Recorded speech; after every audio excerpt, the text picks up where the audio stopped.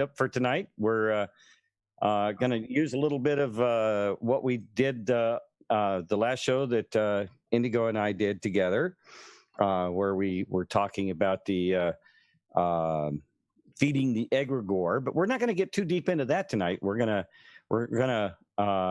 got a couple of videos that are going to really get people's minds whirling, I think. Great ramble. Well, it's pretty interesting. Russel-J. Gould has been putting out some recent videos. This is newer stuff, talking about what's currently going on in our world right now in a lot of cases, and how it relates to what he's been doing with the capturing of the flag and the postal, situation. And I think it's going to make for a really interesting show, and it really does kind of speak to what I've been saying, is that we are moving into a whole new paradigm. When I tell people throw away the box, don't think outside the box, throw the damn box away. I think if you stay up and listen to tonight's show, I think you'll get kind of a feeling for where, what I mean by that. And so I think we're going to have a lot of fun. And it's I know Indigo and I are going to have some great conversations over this during the show. So don't go anywhere. Don't go anywhere. It's going to be fun. All right. Are you ready, Indigo? Ready to go. All righty. Well, let's make it happen here. Good evening, everyone. Welcome to another installment of Hyperdrive. This will be I have no idea how many installments of Hyperdrive we've had, but you need more than your 10 fingers and 10 toes to count them. Let's just put it that way. And so we're going to have some fun tonight. So get your coffee, get your donuts, get your 2 scoops, get your sprinkles, get whatever it is you need. Don't spill it in the TR3B or we'll make you clean it up. All right. So everybody, would you please find your seats and stow your gear? Excuse me, I have to use the voice of God here. Please find your seats. Stow your gear in the overhead racks or the seat, the area in the underneath your seat, please. Make sure your seat backs are in the upright position and your tabletops are stowed appropriately. And we will get the, we'll hopefully the ground crew has got the chocks removed from the TR3B so we can taxi out and we won't get stuck like we did last time. So, buckle up, buttercups. Here we go. 3, 2, 1.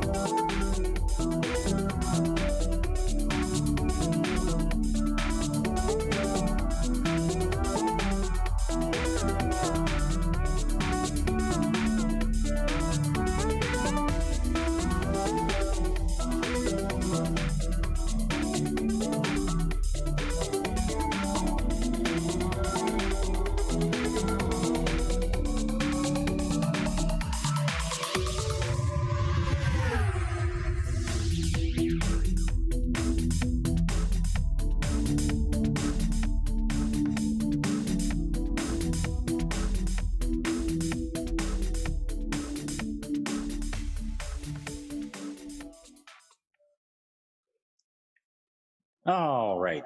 Thank you for joining us tonight. I hope you all had a nice trip out to 40,000 light years with us, and it's just getting started.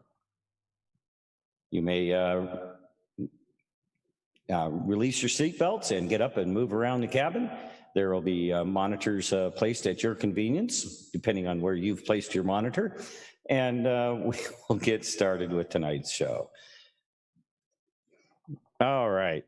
Hey, Indigo, how you doing, buddy? I'm doing good. Just fine, thank you.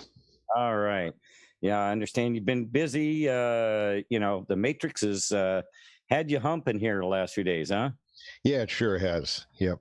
It's really nice to put a little bit of that behind us and allow our minds to go to new and undiscovered places. Yeah, well, I think that is a great definition for what I've got going for us tonight. Did you get a chance to look at that, check out part of that video? I did, yeah. He did divide it up into neat sections. I listened to about, maybe half of it. And you could pick any section that you want, and we'd be able to pick up on it from there.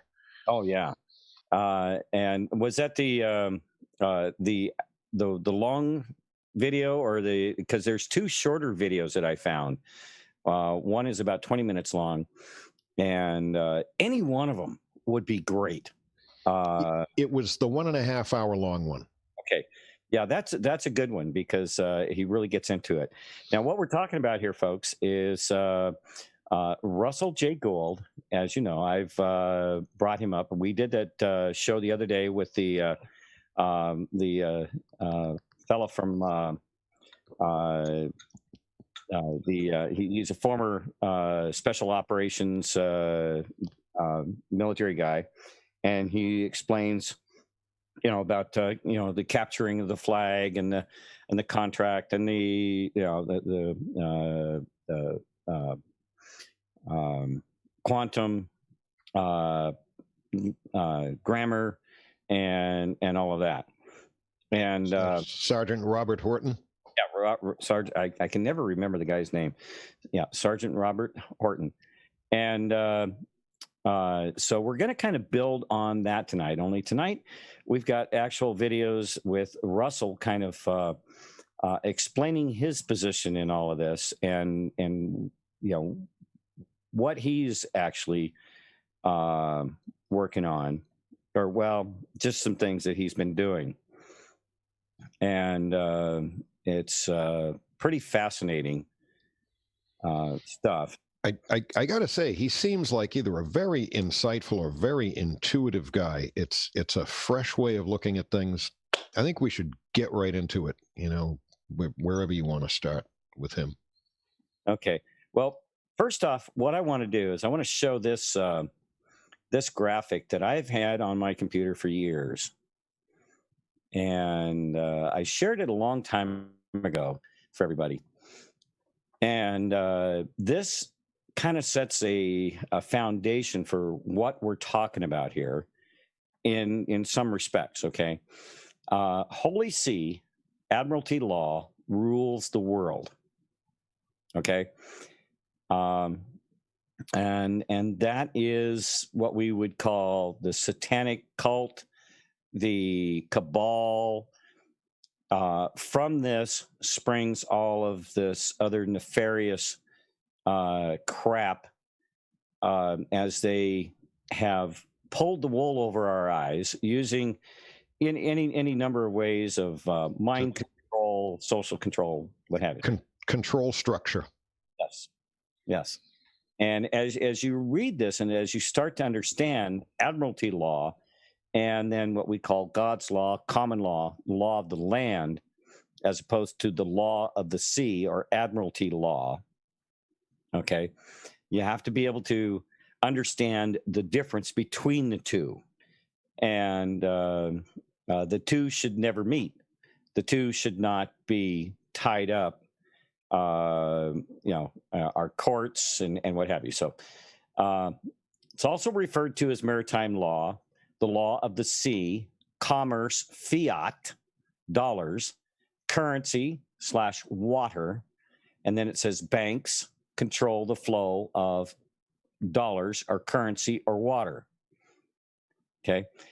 The why do they call them banks? What they, because a bank, contains a river or water. Water is a metaphor in this case for fake fiat currency. All right. There are many laws of the land, but only one law of the sea. The law of the sea, Admiralty law, has taken over the world through fiat dollars or currency. Admiralty ship on Department Commerce seal logo. Okay, the Department of Commerce. See the seal here? It's a ship. Yep. Okay. And this goes way back to where this started. It started in the law of the sea and commerce amongst nations and how to protect that commerce. All right. Has taken over the land. Okay. The Admiralty ship on Department of Commerce seal logo, Admiralty gold fringed flags in USA courts, schools, etc.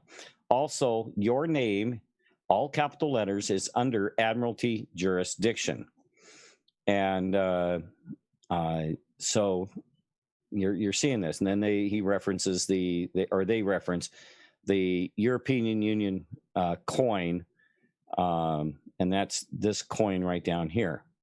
But they also show our dollar bill with the pyramid and the all-seeing eye and all of their, symbolism that is there.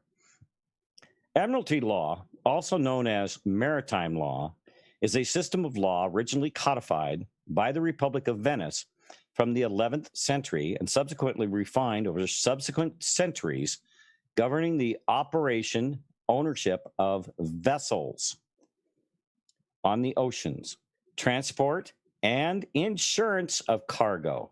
Okay, so this is where insurance comes into play, and this is where, a lot of my knowledge of some of this started when I started in the insurance industry almost 35 years ago.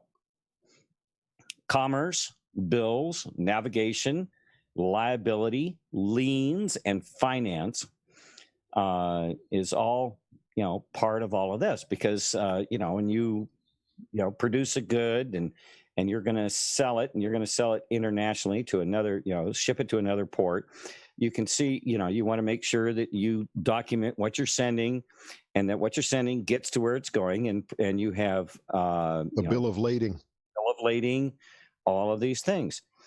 Okay. But it all boils down to transport and communication. That's the moving about and the communication from one point to another. I don't know. Am I missing anything in that, or is it that simple? It's transportation and communication, right? Yeah, it is a method of controlling, monitoring, and being the routes by which people have to use. You remember when they had the spice trade, and then the fabric trades and the textile trades from long ago? If you read history from a long time ago, there were people that were controlling these trades and the trade routes. Mm-hmm. And some of those were on land. They weren't all on ocean, but the same rules still apply. Yes. And it's also how, some of your Middle Eastern, they had a method where you would go in and you would give a certain amount of money to this to an individual, rather than carry your money from one place to another and risk losing it from point A to point B. You would go in and you would pay this person, that you would give them the money, and they would give you a writ that was certified and accurate, that once you got to your destination, you could take it to another person who does the same thing as the first person, only then you turn in that piece of that writ or whatever it is that they gave, and you would exchange that for your that same value in money back. Okay, but it was a way of people not having to carry all their money with them while they were traveling, to keep them from being robbed or anything along the way. And it's good in one way and bad in another, right? That implies that there has to be a trust in that person who's holding it, and so Yeah. there's an implied trust, and that's what we're looking at nowadays, is what has happened with all of these implied trusts, whether it be social media platforms or the value of our dollars, et cetera, et cetera. So, but the same risks were present even then. Well, that's kind of the original banking system in a way, in that your money was held safe, and then and these individuals that did this, they would charge a fee, and which would be fair, a reasonable fee for being able to do this. So it's grown up with technology, and not only in transportation but also in communication. So, what about some of the names for those financial institutions that we've all commonly heard? Well, you've already mentioned one, bank. All right. The bank holds things in. What about savings and loan? That seemed pretty innocuous. Savings and loan, that's okay. But trust, there's bank and trust, very commonly used phrase when referring to banks. Correct. So, again, that word trust comes up. Mm-hmm. And and I'm probably one of the worst people to ask about what truly, a true definition of a trust is. I know that people use trusts in order to protect wealth and property. It in a way it Right. You place something somewhere else and you believe in their integrity that it's going to be there. You trust it to them, whatever it is, an institution, a person, a financial apparatus that you set up. If it's for yourself, your own personal trust, you're putting your trust in it so that it is going to do what the agreement is. Yeah. And it separates you from the liabilities, certain liabilities that would be that you yourself would be Exactly. responsible for, and it puts the items that are now in trust, it takes them out of the question. Like if somebody sues you for all that you're worth, well, you're worth what you hold personally. They can't go against the trust. And a lot of times, if you've ever talked to somebody who has had to break through a trust that was set up by, I have a very good friend of mine, very wealthy friend, and his family had a lot of investments in property and things like that here in our city, and one of a great aunt or an aunt or something like that put all this stuff into trust. And when they found out and then she put it under a trustee, Yep. Is responsible for seeing to the proper maintenance and all the stuff of the properties and collecting the rents and all this.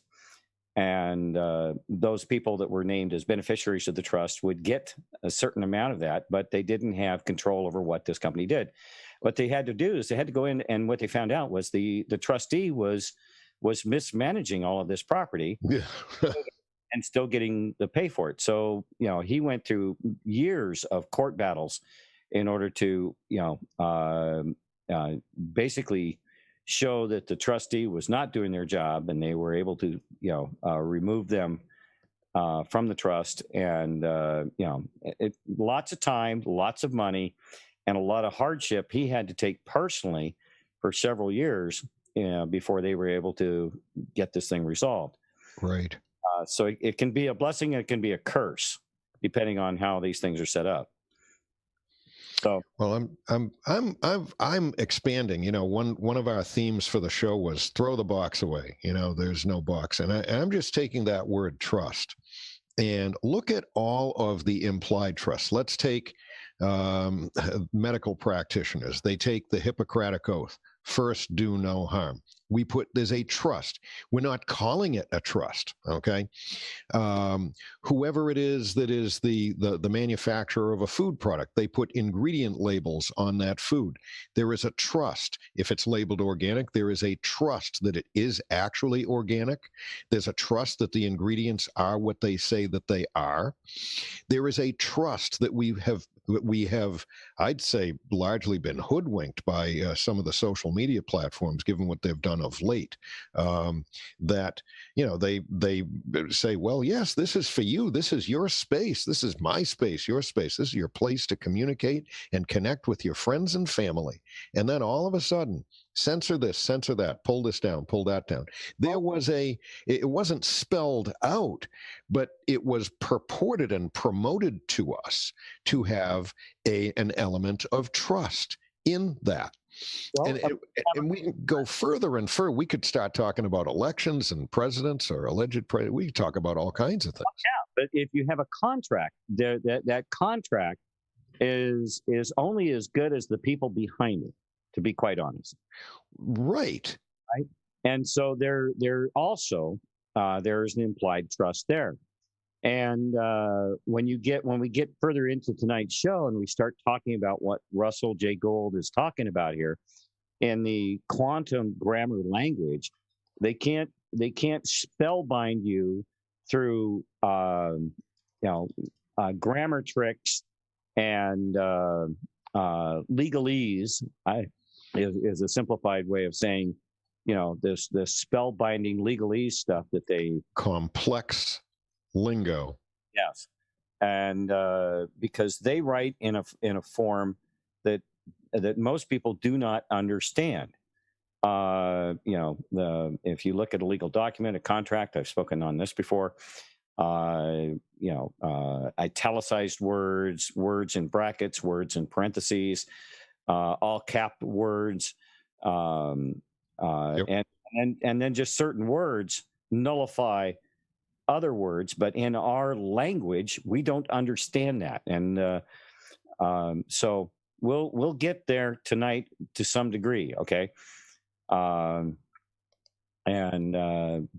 it's so funny because I was talking with a very good friend of ours here on the channel just before the show, and I believe she is listening. She said she was going to stay up and listen, and when you started talking about the Hippocratic Oath, I know that DJ Mullen LaBey was going, ah! Mm-hmm. Because that was something that we were talking about 5 minutes before the show started on the telephone. Mm-hmm. Okay. So the implied trust that we have through all of our agreements and implied agreements with social media, with our fellow friends, neighbors, and for us, Thumper, in our extended audience and all the folks out there listening and participating with us, we have been let down and inflamed and led the wrong way from so many different angles, and everyone's feeling it on many different fronts. That those implied trusts are false. They're empty. They're not honored. So I got to say, there's a whole lot of good people, very, very kind and generous and compassionate and trusting people. And I think that we need to really start looking at what it really is. We've got to start on a firm foundation of knowing what's really going on. And of course, you're going to lead us in that direction tonight. But I think we're really tired of false promises. We're so super tired of it now. Oh, I'm fed up to my, the tippy top of my head. I'll tell you what. Right. I'm sick and tired of this, and that's why I have been talking since day one that throwing the box away. There's a whole new paradigm, and I'll tell you what. I don't know that we can actually rely on anyone in government to actually do this. We individually have to do it ourselves. Yes. Once we do it ourselves in our personal lives, then it just naturally happens, but it's a personal decision, and it's something that you're going to have to dig deep into your soul in order to draw out the strength and the commitment to what I'm talking about here. I take it back to a word that you used a while ago, discernment. It forces us into the necessity to discern more clearly between what and who we can trust. And it basically, you should start, in the words of Ronald Reagan, trust but verify, and go from there. We know what we want to do. We know that we believe that a beautiful, honest, and upright, straightforward world is possible. That isn't what we're living in. So we need individually to start on those firm foundations, and then, after having verified that there is a certain working relationship of trust with others at a local level, then we can aggregate, then we can start to group. It will eventually trickle up to our bodies of government. Mm-hmm. It'll eventually get there. When I was in the Navy and I was flying on the reconnaissance aircraft, we had a patch that we wore on our on our flight suits. It said, "In God we trust, all others we monitor." Mm-hmm. Good one. And yeah, I love words to live by. Those that really, and I get it. It's beautiful. Yeah, it was so in the now, I love that. Yeah. In God we trust, all others we monitor. So I have to ask everybody, I think we're probably watching at least two of the chats here anyway. Yes, I am. Are we ready to move to the level of being a little bit, we know how we want to be, and nothing's ever going to take that away from us. We want to be kind, good, and trusting. But are we ready to move to that place where we're going to be more scrutinizing, and we're going to, we're just going to need to be on that foundation of reality, and only after it's been verified. We don't know who we can trust in Washington, D.C. You don't know who you can trust in any big tech giant that tries to promote some sort of a product, service, or anything else. We don't know that we can trust anything, full disclosure, coming out of pharmaceutical companies. We don't know that. Well, we need to actually know. Are we ready to get to the point where we do the diligence and in a very polite and proper way, make those very firm demands of those institutions and say, sure, if this is what you say it is, I'm fine. I'm good with that. I'm all for the best of science and the best of business and the best of communication. I'm all for it. But I need you to answer these 4 questions for me. Are we all ready to start asking those questions? Because we have every right to do so. Mm-hmm. And if we don't, they're not going to hand it to us. Well, and here's the point. Here's the other part of it. If they are standing on this platform of an agenda, for lack of a better word at the moment. Okay. And we're standing on this platform of agenda, and there is no way to communicate between the two clearly and accurately with a complete, full disclosure. And I don't want to use the word understanding, because when you break down the word understanding, it means to stand under. Mm-hmm. Okay. Do you understand? Meaning, I'm taking a higher position. So if you understand what I'm saying, you are taking a lower position, meaning I'm over the top of you. And it means basically you're believing what I'm telling you. Correct. Yep. Got it. That's correct. Right. And that is part of the word magic that they use on us. That's just one little tiny piece, but it is very illustrative. Illustrative, yes, thank you. Of what they're using language for. All right, let's get through the rest of this document so we can get to the video here. Okay. So Admiralty law, also known as maritime law, is a system of law originally codified by the Republic of Venice from the 11th century and subsequently refined over subsequent centuries, governing the operation, ownership of vessels on the oceans, transport and insurance of cargo, commerce, bills, navigation, liability, liens, and finance. Admiralty law is the foundation of international law, ultimately as private law, because it was amongst private merchants and people. It's private law, it's commercial law, however you want to define it. The word maritime comes from the early 13th century combination of two Latin words, mare stands for sea, and timo, fear. Fear? Sea? Fear? Literally, sea of fear. Whoa, I didn't know that. Or fear of the Holy See. See, Okay? Who's the Holy See? That's the Vatican. that's the institutional church. Yes. An extremely off word to define a form of law of the seas. The formation of the private company owned by the Venetians through the Franciscans, otherwise known as the Holy See, was officially formed through a ceremony in 1250 between the head of the Franciscans, Doge Giovanni Bernardone, Marco Morosini, and Pope Innocent IV in a boat dedicated to Satan called the Centaur, beautiful Centaur, near St. Mark's Square,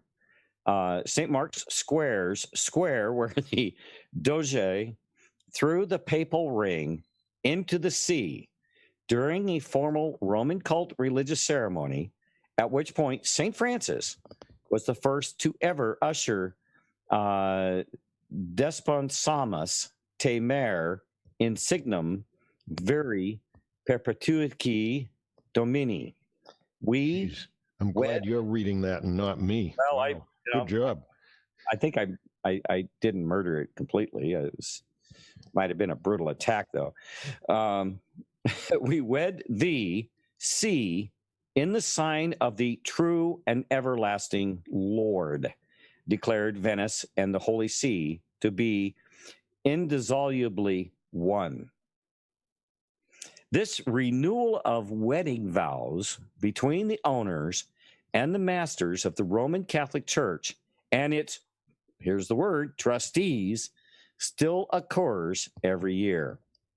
The word admiralty is also a 16th century word formed by the Jesuit College of English and transmitted through the Shakespeare portfolio from two Latin words, ad, meaning for the purpose of, and miris, meaning to wonder at, be surprised at, or something strange. Hence, the literal original meaning of admiralty law is law for the purpose of surprise, wonder, and strangeness, or simply occult law. Wow. Okay. Wow. There's boy, I tell you what, you can unwind that one with a lot of conversation, huh? Surprise, wonder, strangeness. Surprised. Oh, we changed the rules today. We're going to do it this way. Surprise. Tomorrow we're going to do it different. And you mean we did it different last week? Well, that was last week. Wait till you see what we got for you tomorrow. And isn't that what we're living in? Isn't that so representative of the times now? Fauci, masks don't work. Hey, masks work. This, that, And who's protecting them from this hypocrisy, these lies, this constant moving of the bar, pushing the light further down to the other end of the tunnel, telling you this and that, and it's going to be over soon, this and that, and constantly getting us to take the bait And, we might as well be the donkey hooked to the cart with the master of the cart with a stick with a carrot on it, leading us down the path. Right. He just keeps moving the stick. If he wants to go right, he takes the stick with the carrot hanging on it and moves it over to the right. If he wants to go left, and then the monkey just follows along, chasing after the carrot. We've got to move to the next level. We've learned a lot of truth. I'm sure, I dare say, everybody that's with us in this discussion, we've learned an awful lot of truth. Now we need to set up mechanisms of auditing and accountability that work, and actually work. Yeah, and how do you draw somebody into a contract that is 100% truthful, and it's no matter which way you try to twist it, it can be proven to be truthful, and that's what Russel-J. Gould and his partner David Wayne Miller, that's what they did with this quantum grammar. They were able to design basically a way of mathematically proving language, but you have to understand language. You have to understand the Latin words. Where do these words come from? What is the meaning, as opposed to what is our current misunderstanding. I'm glad you said it that way. Misunderstanding. Yeah. What is the root meaning? What is the derivation of these words? And then you put them together into a single more complex word, break it up into the pieces like you just did. That's where the truth lies. Absolutely. And it's revealed. So let's continue on here. The world, I'm going to start here at the word admiralty, okay, is also a 16th century word formed by the Jesuit College of English and transmitted to the Shakespeare portfolio from two Latin words meaning for the purpose of, and miratus mirus, meaning to wonder at, be surprised at, or something strange. Hence, the literal original meaning of admiralty law is law for the purpose of surprise, wonder, and strangeness, or simply occult law. Within the modern Roman court system today, maritime law in ritual and function still exists. I just want to clarify something about the word occult. Occult means nothing more than hidden, not obvious. That's all that the word actually means. But when something's hidden, it could be quite dangerous, or it could be quite innocuous as well. But it's occult doesn't in any way directly imply anything spooky or demonic or anything like that. It just means hidden. So when you get that word meaning out of the part of the meaning of admiralty law, it's basically telling you that there's something hidden here. Things will be hidden. And when they're hidden, then maybe you can be surprised. And maybe it might seem strange. So it all starts to come into focus. Absolutely. Okay, then it goes down here to I. The accused is placed in a dock. Okay, in quotes there, signifying them as being converted into a, in quote, vessel at times, and goods, in quotes there, or property at other times. And two, or double I, the charges and evidence presented to the court is listed on a docket, being a manifest of goods delivered, otherwise known as a bill of lading between a consignee and a consignor. That if not, I think they meant to say not rejected. If not rejected, right. Or returned means commercially that the one who has received the goods, being the accused or consignee, is now liable for any draft bill. And triple I, the charges against the accused, sometimes called a respondent, being another maritime term, are usually listed in what is called a bill of indictment, representing a draft bill for the goods which are being the charges listed on the docket, delivered to the vessel, being the accused. Given maritime law and admiralty law, including all ritual, is founded on fraud, organized crime, curses, and corruption, all such law is considered null and void from the beginning, have no effect. Okay. And again, but through this, you go back up here. Those words you said. Oh, I'm sorry. Go ahead. Well, I'm just going to, surprise, hello, wonder, and strangeness, or simply occult, meaning hidden. So, most people don't understand. They just think that these are words that were made up to, but they all have a specific meaning when you're pulled into this system, when you engage in the system. And if you're not aware of how that, what is the occult dance or ritual that's being played out when you're drawn into these situations, I mean, you're swimming in waters that you have no understanding of. Boy, weren't they creative when they dreamed all this up? Well, they were really good. They were ingenious, weren't they? To our expense. I don't think that it's so much that it's that we have lost knowledge. Okay. Because in the day when these things came about, it appeared to be just like what we see today. One thing, this looks like a good idea. Yeah, let's do this.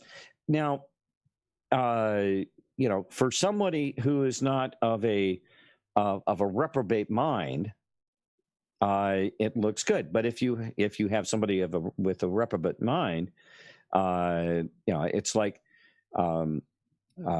Tesla. Tesla he wanted to create things that made the world better. But what was the military watching him for? They were watching him to see what kind of a bomb or what kind of a military weapon they could use his inventions for. One is a this thing can almost grow itself. Could you put that share back up just for a second? It can almost grow. All that you have to do is keep adding complexity to it, and it almost becomes and not inform people of the derivation and the origins of it, and it almost becomes more occult and more convoluted and more hidden all by itself. You just keep, add more bureaucrats, add more regulations, add more of this and that. You know what I'm sort of trying to get at there? Yeah, there you go. It's like it develops a momentum of its own. Mm-hmm. All right. And it's founded on deception, organized crime, and corruption. And all you have to do is just keep pushing that at people and not telling them what you're really doing. And the truth behind the motivations behind it and the players behind it become more and more hidden as time goes on. But what's amazing is that we've been uncovering so much in recent times, recent few years here. Yeah, it really is very, very fascinating. And the thing about it is, okay, when you think about it, in 1250. In this, back when they, one of the dates in this document here, how many people actually knew how to read? How many people actually knew how to write? Maybe not many, right? Much of the world was illiterate in our terms.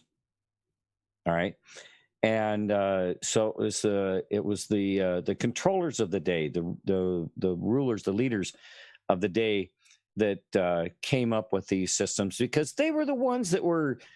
They had a lot at stake. They had their lands, they had their kingdoms, and they found that through the control of this information, they found that, okay, well, the people will be happy as long as they have a plot of land, they have food, and they have a roof over their head. If they get too out of line, we'll send the troops in, smack them down a little bit, and and we'll be done. And but as technology and more knowledge became available, what they then had to start doing was they had to start hiding this stuff behind the veil. Taking these things out of the, give them the appearance that we're educating them through a public school system, a controlled school system, and not truly teaching how things really do work. So again, this all came up out of the occults, or there's these hidden, and that's why the JFK speech, where he talks about we're inherently an open transparent society, but we have cults and these hidden things going on behind the scenes. I mean, he said it quite eloquently. He said we're in opposition to secret societies and people who exert power through covert means and a few other. It was a fantastic speech. Yeah. No, I mean, he spelled it out there again. And then prior to him, we had Eisenhower. Yep, this has come up in different versions from different people, and Ronald Reagan also did it after that. So you got three guys right there. Three presidents. Don't forget the latest and greatest also. So we've got all of this stuff building on us out here. Now, was there something else in this graphic here? No, that was good. Thank you. I appreciate you putting it back up. I'm going to go ahead and drop this. And I won't put it away this time. I'll just minimize it in case you want to refer back to it. Who knows? To close the document, I had to go back into my documents. We've got so many light years to cover tonight. We probably won't be able to get back to it. So now I want to get to a couple of videos here, and this is a 21-minute video from Russel-J. Gould. And feel free, Indigo, to yell out stop or whatever. If something comes up in here that you would like to stop, and we can parse through it if you'd like. I may do the same thing. Alrighty. But this is pretty darned interesting. All right, so let me get this going here. Now, I want to just bring something up here. I want to say, thank you to Russel-J. Gould and the folks that he's working with here. His website does say that. Hang on a second here. Let me pull this up here. They ask that we share this information, but also give full credit and accolades, whatever, to their work here. And but this is something that I think that I by stopping the video and commenting on it, we are not trying to change the meaning of the video or what they're trying to portray here. We're just going to be discussing what they're talking about in this, because the points that he makes are incredible. They do require that you kind of look at things in a different, not so much in a different way, but thinking beyond the obvious, and thinking beyond what we've been conditioned to think. Exactly. And therein lies the Egregore. Quit feeding the Egregore. Open your mind to understanding in a much greater universal, God's creation manner. We are so conditioned to think within this small little confined area, because we don't want you thinking out there. Don't go out there. You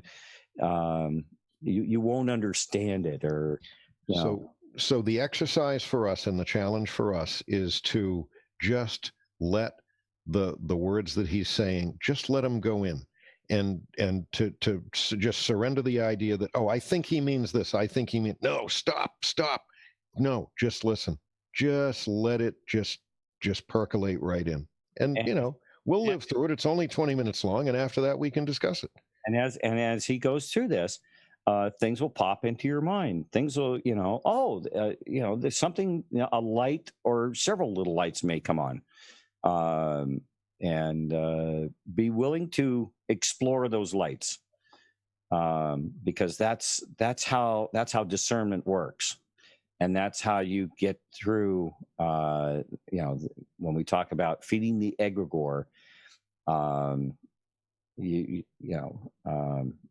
keep an open mind and be ready to accept new information before you take a hard and fast position on what you think things are.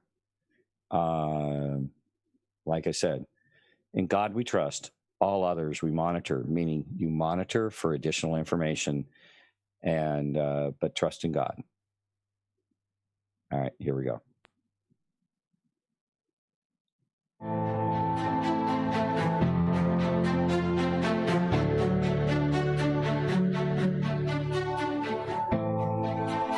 As many of you know who have watched my film Last Flag Standing, I spoke many times about the court-martialing of George-Walker Coleman Bush in Corporation Case RR 385-460-312 US. And in that closure of that court-martialing, the last commands that I gave him as he was leaving office in 2008 is that there were to be no more presidential elections unless I'm in it and I win it, because I'm the guy with the flag, I'm the guy with the continuance of the evidence, and I'm Chief Judge of the United States, as well as Postmaster General and Treasurer of this country, to help the citizens of our country come out of this financial chaos that they are in. So with that in mind, David, my ex-business partner, David-Wynn Coleman Miller, and myself sued the Federal Elections Commission in June of 2012. And we syntexed the forms for running for a U.S. Senator, the House of Representatives, a Vice President, as well as a President of the United States. What that means is we found grammar fraud in violation of Title 18, Section 1001, for fictitious grammar, and we were coming in as whistleblowers, and I will show the evidence on this film so you can all see. In that evidence, we gave closure to all elections commissions for all 50 states, the U.S. military, the world banking system, as well as the world postal system on a worldwide level. Some may ask why it was taken to such closure. Well, I could see, just as I could predict it in 1999, the problems with the presidential election. I now see the problems back then of what they would have in 2020. And I prepared myself, as well as the campaign. The campaign itself is called the Directors-Party, which is an original contractor for the people, the People's Party. And it's called the Directors-Party. I syntaxed the laws in all 50 states, and I will be showing the evidence of that for all elections commission. It was a copious task. It took several elections to go through all the mechanics of it. In 2016, we also had the Directors-Party campaign. It was a very small, unknown to the general public, although we did publish it in several seminars. David-Wynn Coleman Miller and myself, Russel-J Gould. And we gave closure on the style of syntax and the disqualification of the Federal Elections Commission, as well as all 50 states, as well as the Electoral College votes for the U.S. House and Senate.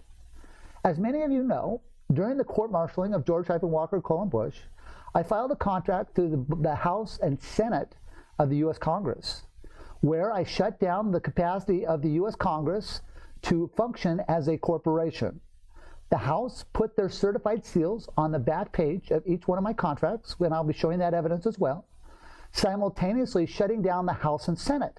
So the House of Representatives and the U.S. Senate could no longer pass laws or have an authority or a position for the statement of a claim in any elections or pass any bills against the people of this great country. And that was filed, and I received the document back from the U.S. Government Printing Office as the legislator, and I will be presenting that as evidence as well. So, back to the Federal Elections Commission and the disqualification of the Federal Elections Commission. On December 31st of 2013, David Miller and myself filed in documents with the Federal Elections Commission, again for the campaign of 2016, identifying the fictitious grammar as well as the fraudulent means, because there were no guidelines, again, to elect a president, because the United States Corporation ceased to exist in 1999 when they came out of their bankruptcy.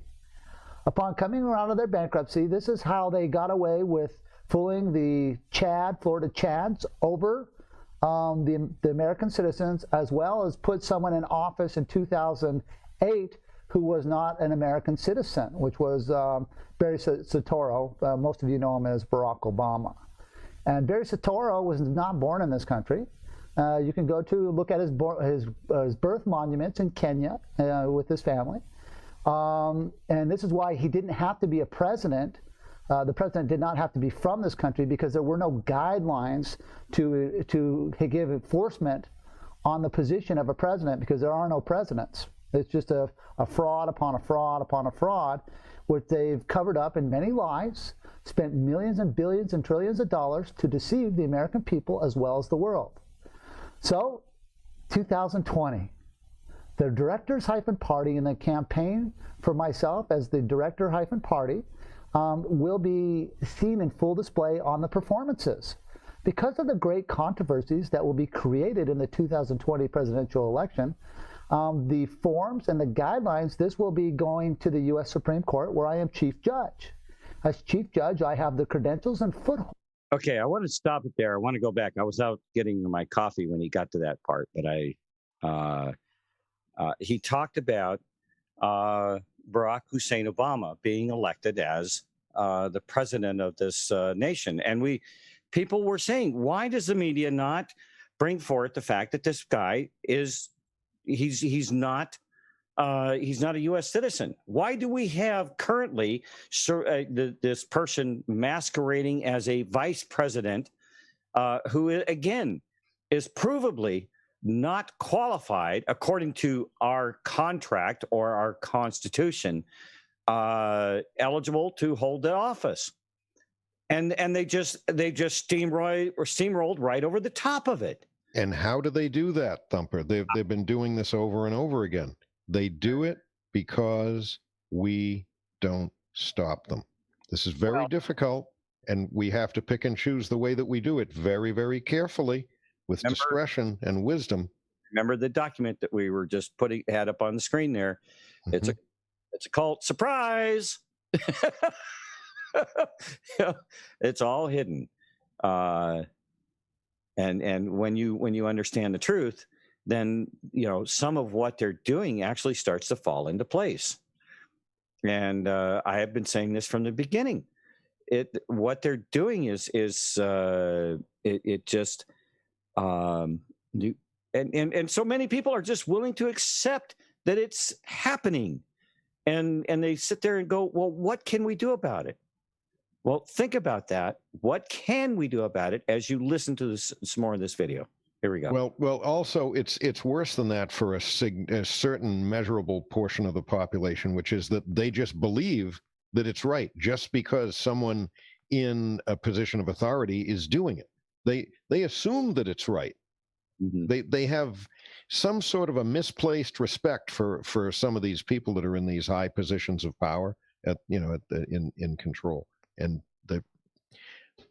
all right, let's listen to them some more.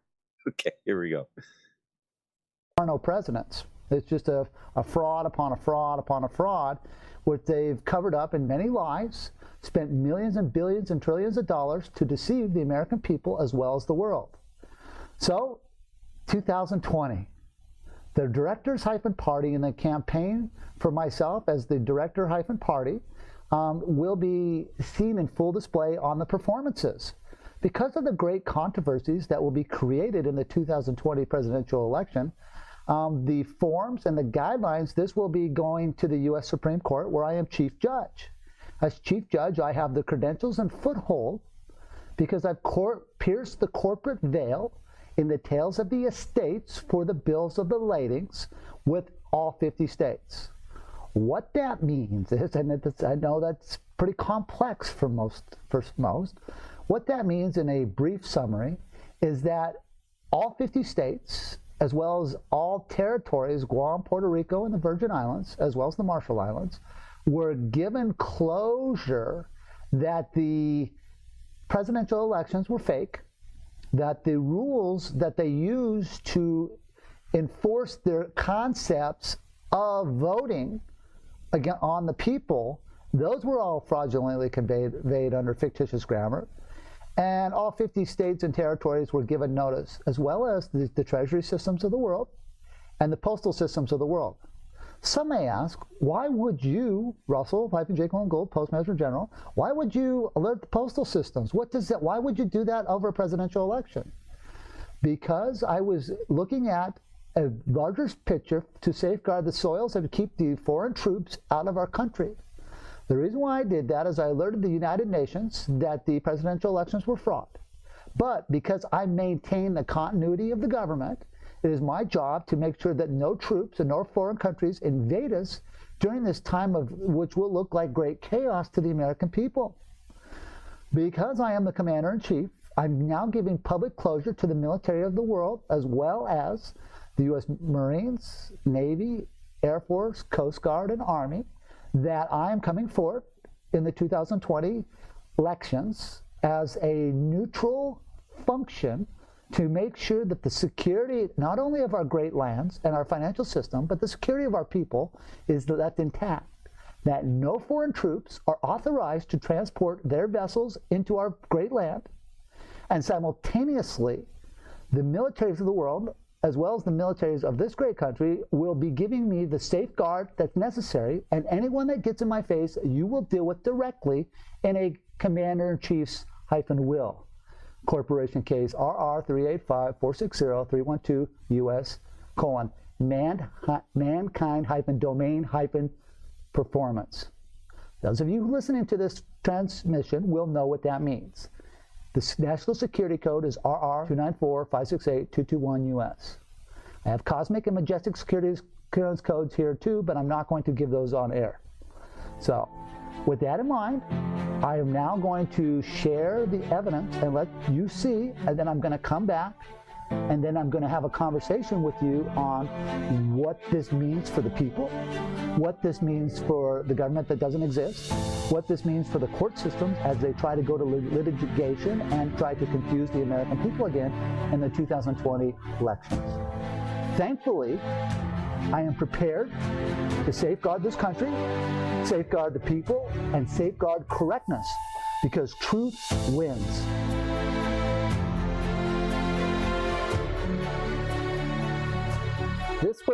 This is the contract that was filed in 2016 by David and I. Okay. I didn't realize. Is the music getting a little too intense there? Can you guys hear through the music?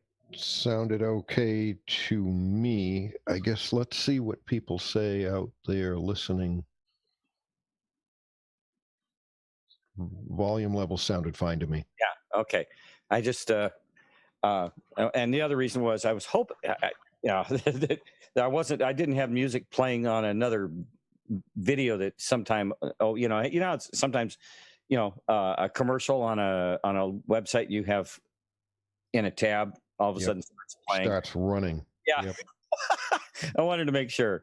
All right. Everybody's 5 by 5. Okay. We'll continue on. Each page will be JPEG so you guys can all see. This was the one I was talking about. There's David and mine's autograph. down there, December 31st. And this is just the guidelines for running for a president, a Senate, or a House. These are the forms that you would have to fill out, and they've been syntaxed for fraudulent grammar, statement of candidacies through the Federal Elections Commission. These are letters coming back from the Federal Elections Commission, and got all kinds of things in here. These are the mailings that were given to all 50 states, starting with the Federal Elections Commission, of course, up here, the DC Board of Elections and Ethics, and then the different states and the elections commissions, postal, military. It's all 50 states and territorial locations for location. And this is the massive size of the bill of lading for proof of carriage for services that the goods were transported from point A to point B.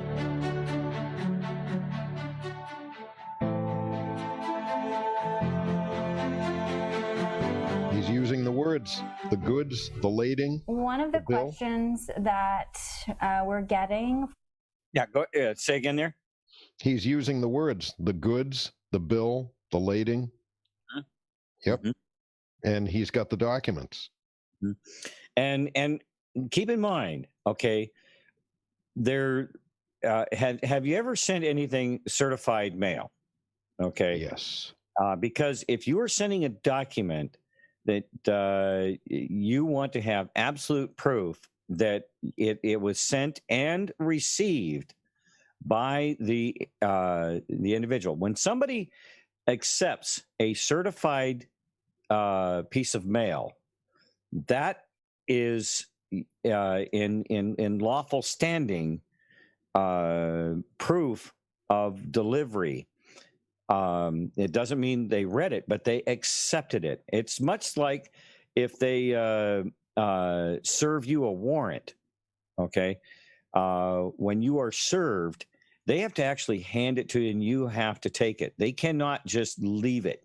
It has to be delivered and you have to accept it. Mm-hmm. When you address it to an individual, as he's done in each one of these certified as you can see on each one of these certified receipts, okay? Now, they may have had their secretary or somebody in the mailroom accept all of this, but they take the responsibility for the fact that it goes to and is actually made available to the, in this case, over here, Secretary of State. Secretary of State, yep. All right? Yep. And it's official notice.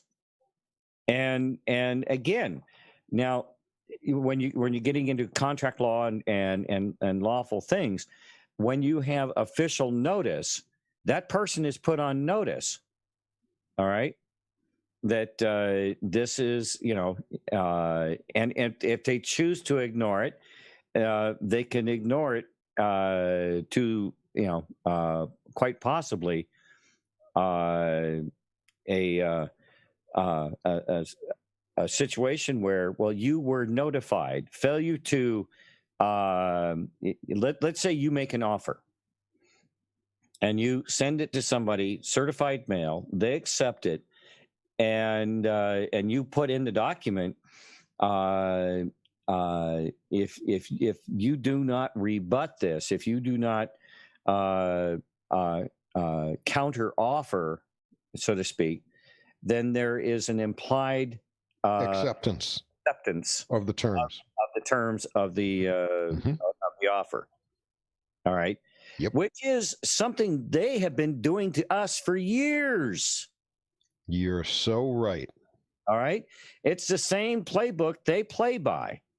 However, it's all in the language. And what they're talking about here is using this language, using this parse syntax grammar that he talks about, where he lays out in truthful terms his terms, and unless they respond back like in kind, he can parse syntax their response and basically prove their response is gibberish unless they respond back to him in like and kind with the same parse syntax grammar, which is algebraically proven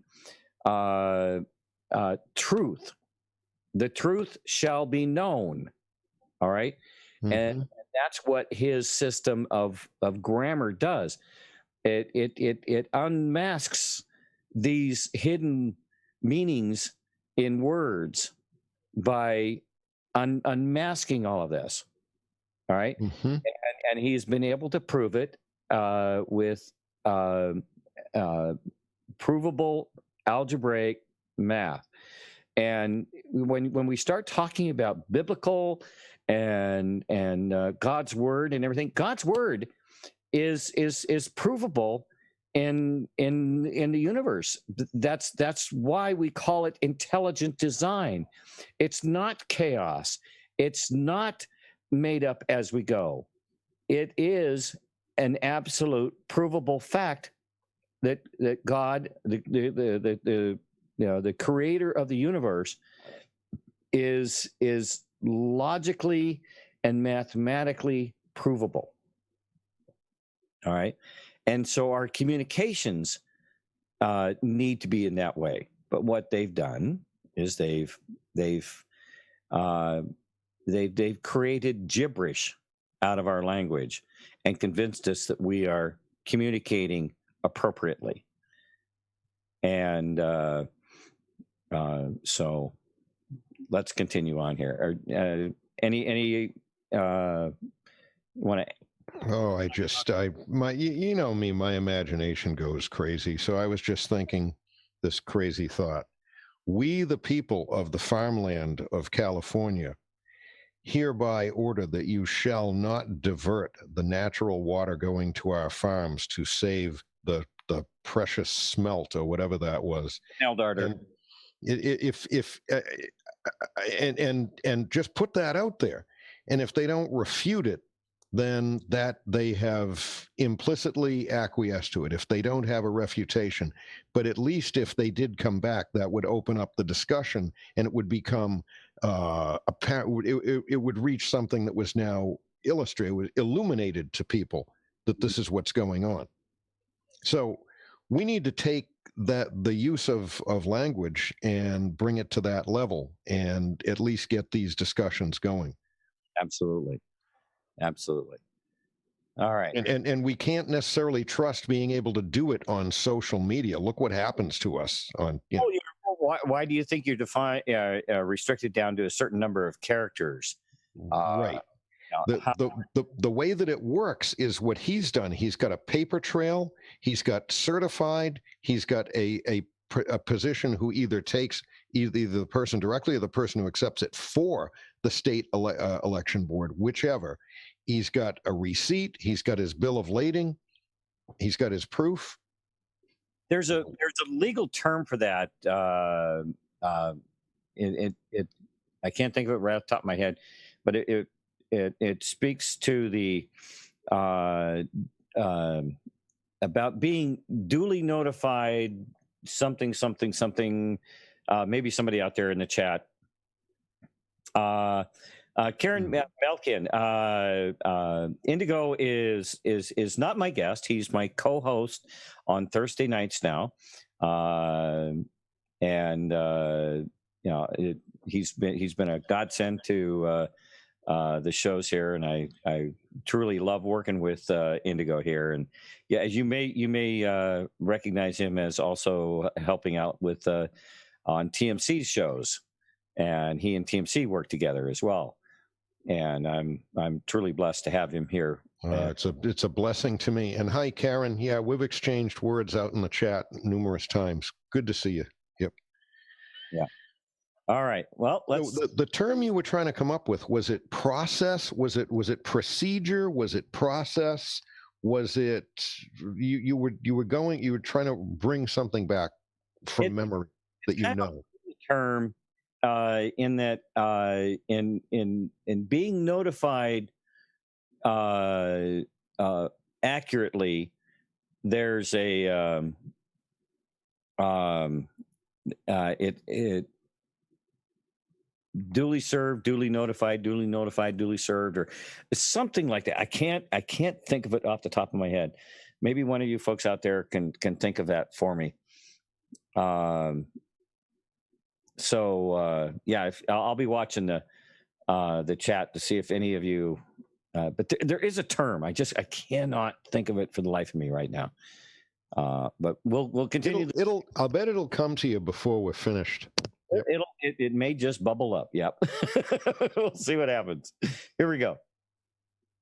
For you is that just because these are certified mail receipts, does that mean that they have corresponded with you, and yes. how so? Yes. Well, some of the mailings, we'll get into that, coming back from some of the states. I didn't bring all because I had them staked out all over the place. But when you come over here, you can kind of see the different states that corresponded back with me, and like New Mexico. This is New Mexico here.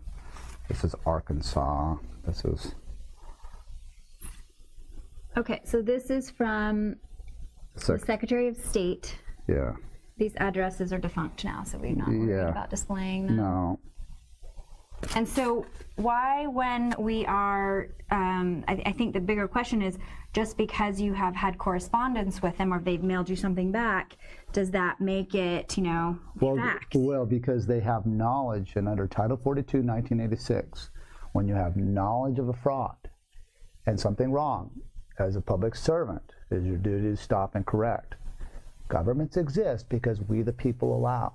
We the people direct the government as our public servants. I'm a public servicer myself.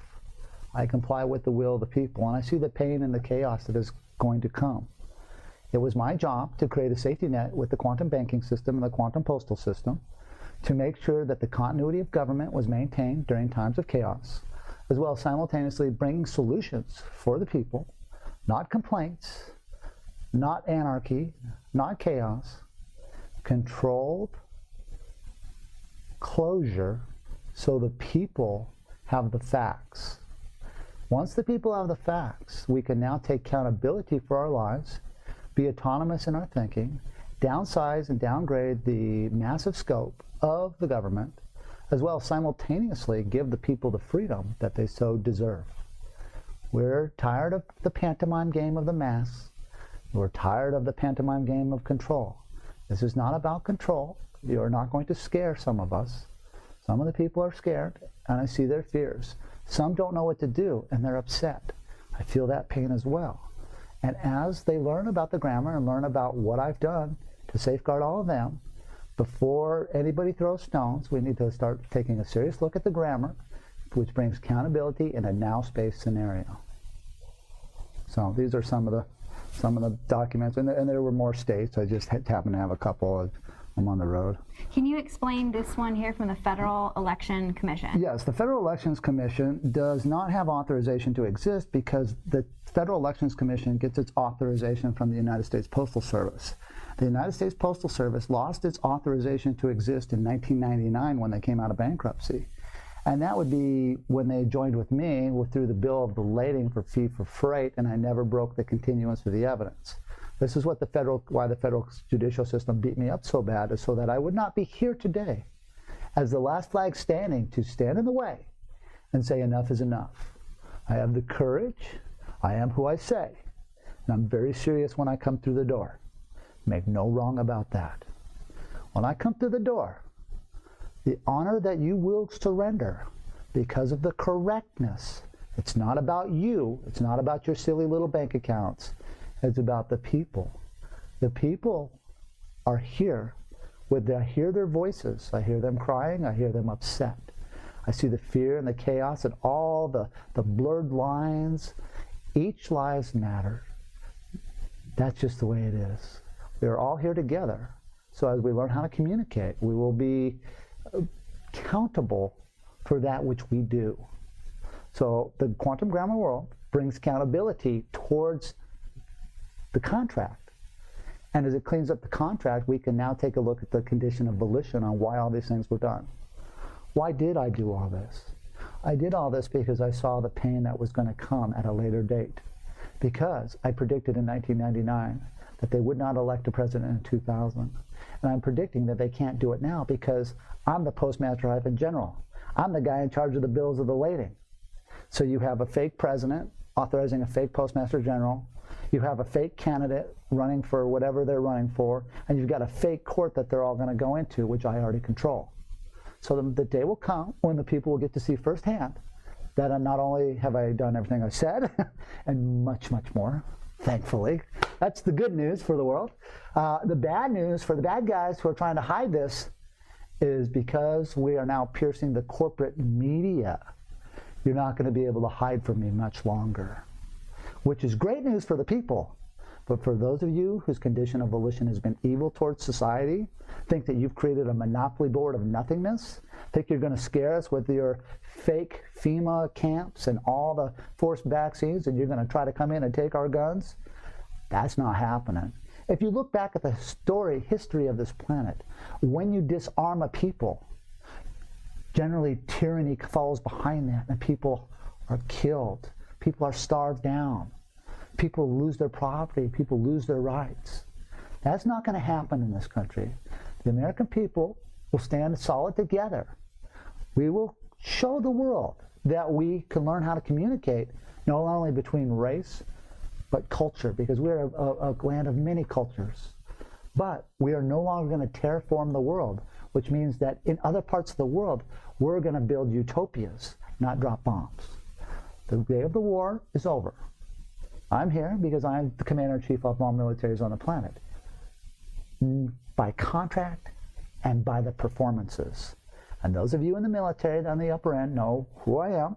You know the history of where I've been, and you know that I'm not clowning, not even for a second. The world needs a leader. Okay. Are you getting anything through not only what he's saying, but you see him? I get a sense of genuineness here. He's not only he's speaking from a position of knowledge, but he's also speaking from a position from his heart. I don't know. I get a sense. I'm not buying everything 100%. In God we trust. All others we monitor. Remember.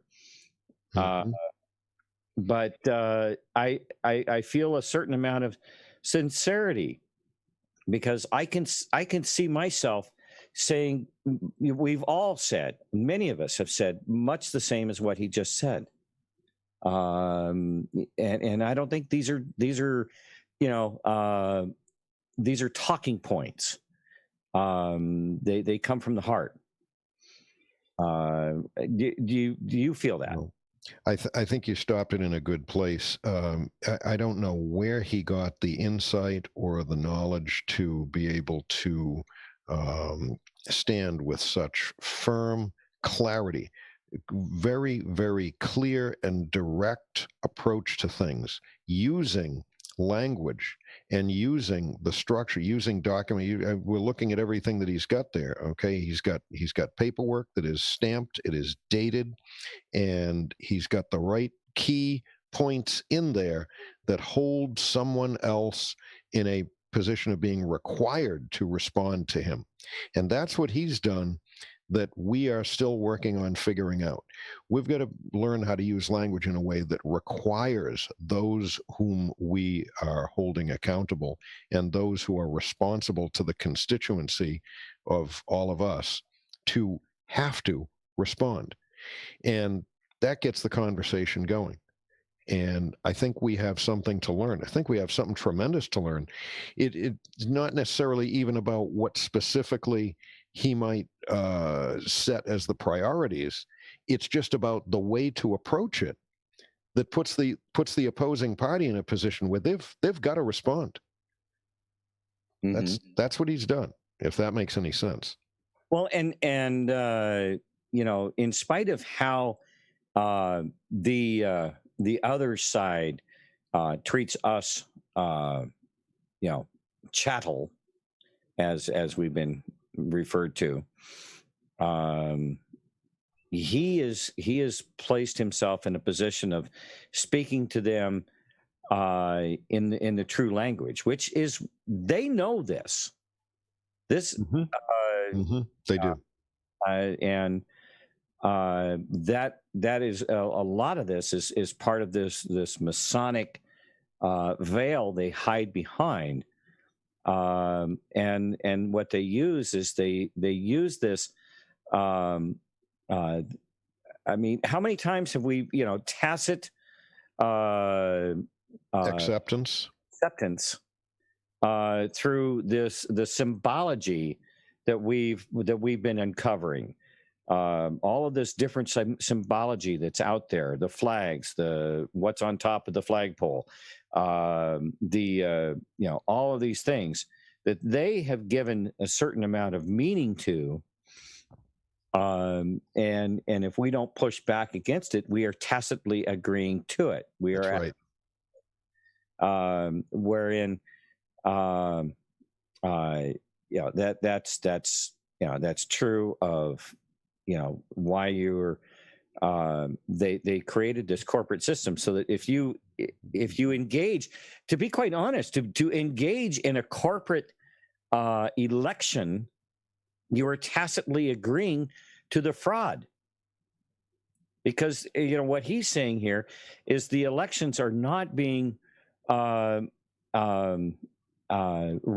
in a fair and equitable and transparent fashion. It all falls under this corporate occult veil. All right. And as much as they want to say that we've had open and free elections, what have they done to us? They've totally ripped it apart and turned it into some kind of a scam where people and then they made That's right. It's all bull. It's really a big scam. It's a show. It is. You're watching a movie and you're believing it as real. It's not. It's a movie. Mm-hmm. And until we clear out all of the fraud and the purveyors of the fraud, then we will continue to be trapped into this movie. And we will continue to tacitly accept along the way. Mm-hmm. Yeah. And for you folks out there, I gave you the link to it's Last Man Standing is their website. There's a whole bunch of information on there, guys. You can go over there. You can see the videos. And some of those videos will take you over to YouTube where there's other videos that he's put out there.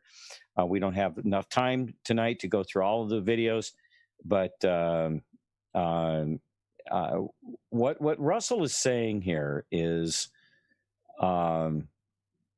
really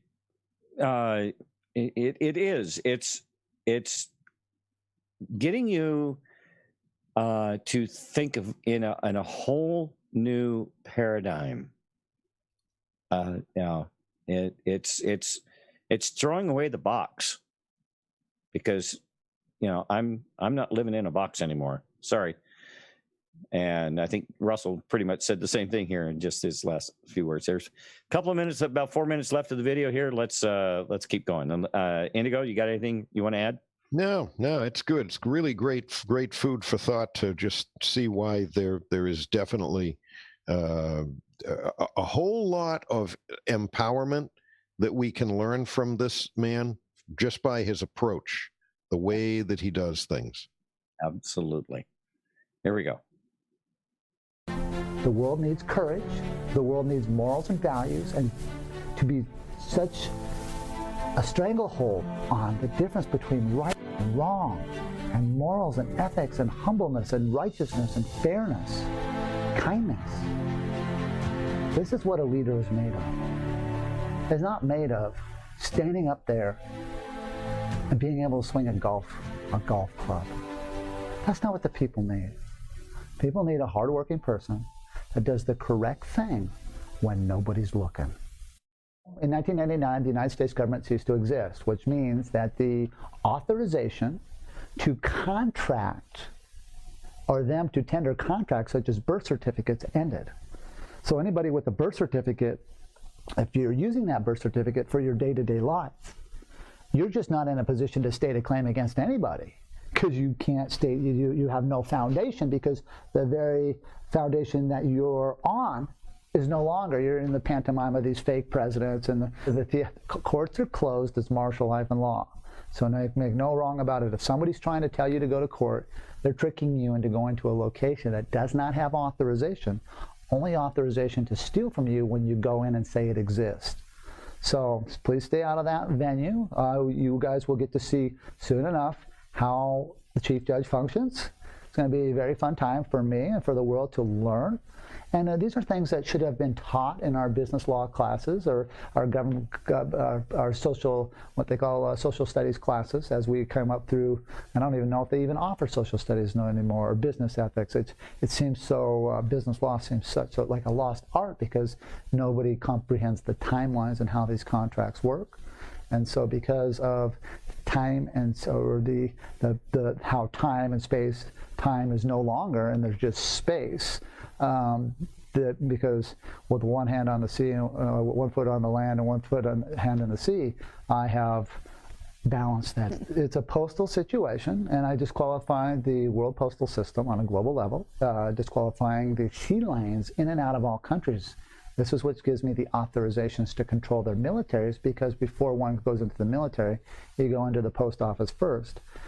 In each country, I disqualify that country's ability to send troops into the field, which means there will be no more wars. And so now we can start building, not damaging.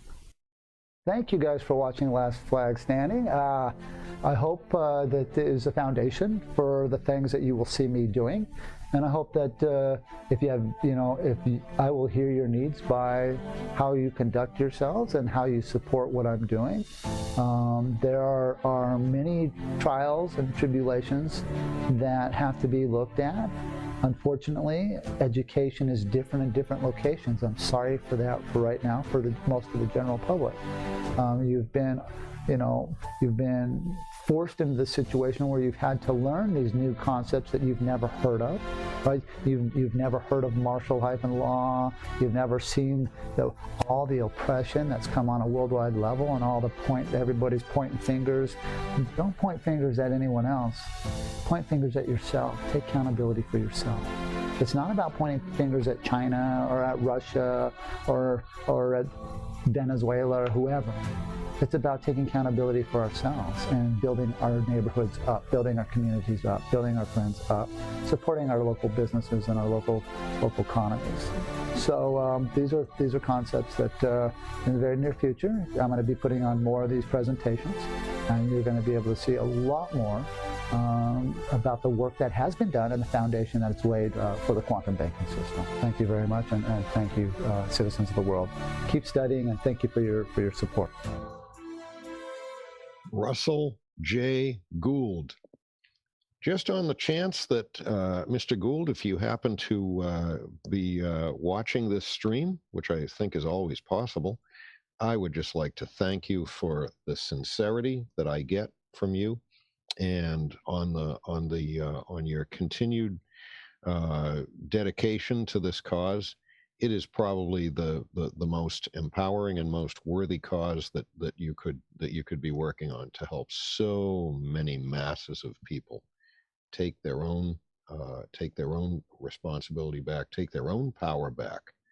Mm-hmm. And I'm speaking for myself, and I'm sure for some other people, anxious to hear what you might give us next.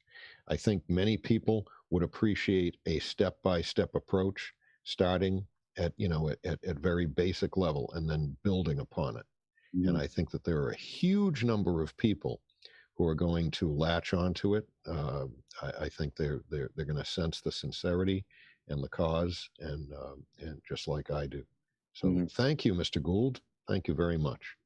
Well, and if people go over to the website is quite nicely laid out, and there is a document. One of the first things I believe that you need to do, if to clarify, this is something that I've been searching for, because there is this implied. I'll use the word here, understanding by the so-called powers that be, that we do understand. We stand under them through our tacit Acceptance. by going out and getting a driver's license, by the birth certificate, by the the paperwork that we sign at the bank, by putting our money in a bank, no less, putting our value in the bank, they would like to say, because we've taken all other means of purchase, that we use their legal tender to purchase things. We're not actually purchasing anything, because we have not exchanged literally value for value. Real value. That's right. All right. You hand me, you deliver to my house a stack of firewood. I hand you some worthless dollars. Now you have delivered real goods, and I've given you a note of debt, that that you will then take and exchange for other items of actual value. So do you really own it, or are we just handing debt? We're doing is passing debt around constantly without actually purchasing truthfully what you have. We like to think, everything I've got, I paid for. What did you really use to pay for it? Did you exchange? Right. What did you pay for it with? Yeah, exactly. Now, if you bring me a load of wood and I give you 10 chickens, there you go. Now you got something. Now you're exchanging true value for true value. And the value that's set for that is between the two parties, right? Right. All right. Depending on the situation, that load of wood, if you're willing to accept 10 chickens from me, it doesn't mean, you can't go down the street and deliver another load of wood of similar like and kind, and make a deal with that guy, because he says, I'll give you 15 chickens. You go, yeah, okay. Because to that person, 15 chickens would be a fair exchange, and to you, that's if you accept that. Right. That's right. You set these agreements with the individual, with whoever it is, on a case by case basis. Okay, now we'll go back to the Bible, and I'll bring you a story out of the Bible that has come up several times. Here, I've heard numerous of our hosts talking about this parable in the Bible. A landowner, he goes out in the morning and he needs some work done. So he hires somebody out at the market, and he says, I need somebody to come out and work in my fields, and I'll pay you this much. Mm-hmm. And so the worker agrees and goes out. What's he paying with? A coin, or I'll give you one gold coin or 2 gold coins, whatever the value. All right. And so this guy goes out and he starts work. Well, as he goes throughout the market, a couple of hours pass and whatever, and he hires another man, and he says, I will give you, and he offers the man the same amount of money as he offered the first man. Only this is a couple of hours later, and he says, go out to my land and work in the field. So at the end of the day, I'll pay you this amount, and it's the same amount that he was going to give the first man. And then he continues this throughout the day. Well, at the end of the day, he's got 5 or 6 of these guys out there working in the field, and it comes time to pay everybody up. All right, so they come up, and he pays them out, and the first guy looks, and he says, well, wait a minute. I worked all day. And that guy just showed up 2 hours ago, and he gets the same as I do. And he says, and the landowner looked at him, and he says, was our agreement that I would pay you this much for a day's work? That's right. All right. And so, and the Bible supports that. All right. Because it was an agreement. He accepted the agreement. He accepted the contract. Exactly. and the landowner honored the contract, as he did with each individual as he, as it progressed. All right. So, that's the nature of our world. That's fine. If two people make an agreement between each other and they both honor the agreement, what's wrong? That's truth. That's fact. And it's totally supportable. But you have recourse. If you're the guy that worked all day, you can go and show up for work the next day because there's certainly more field work to do. And you can say, well, I want to renegotiate this agreement. Good. Make a different agreement the next day. Good. Yeah. So, I mean, you have that power within you to make that decision, just like Indigo indicated. You can go and, the next day you're going to go, well, completely legitimate for the guy who worked all day to say, well, you paid that guy that worked 2 hours, 1 gold piece. I'm going to work 8 hours. I want 4 gold pieces. That's what I will work for. And then the landowner can say, well, I'll either do it or I won't do it. Correct. Amazing how that works, huh? Mm-hmm. Okay. Now I want to get, I'm just going to dive in on a section of that 1 hour video that you started to watch there. Yep. And I'm just kind of diving in. I watched it the other day, so I vaguely familiar with some of the parts in this, but we're just going to kind of open up the book and see where we land. Yeah, the beginning of it was a lot about the history of the Bush-Gore election and the Chads. We don't need to go there. Dive in. I was about 40% of the way through it, so I'm anxious to see where we land. Okay. Let me. I think it actually gets better and better as it progresses. Yeah, it actually does. Okay. Yes, the peace treaty broken. Let's start there. Perfect. All right.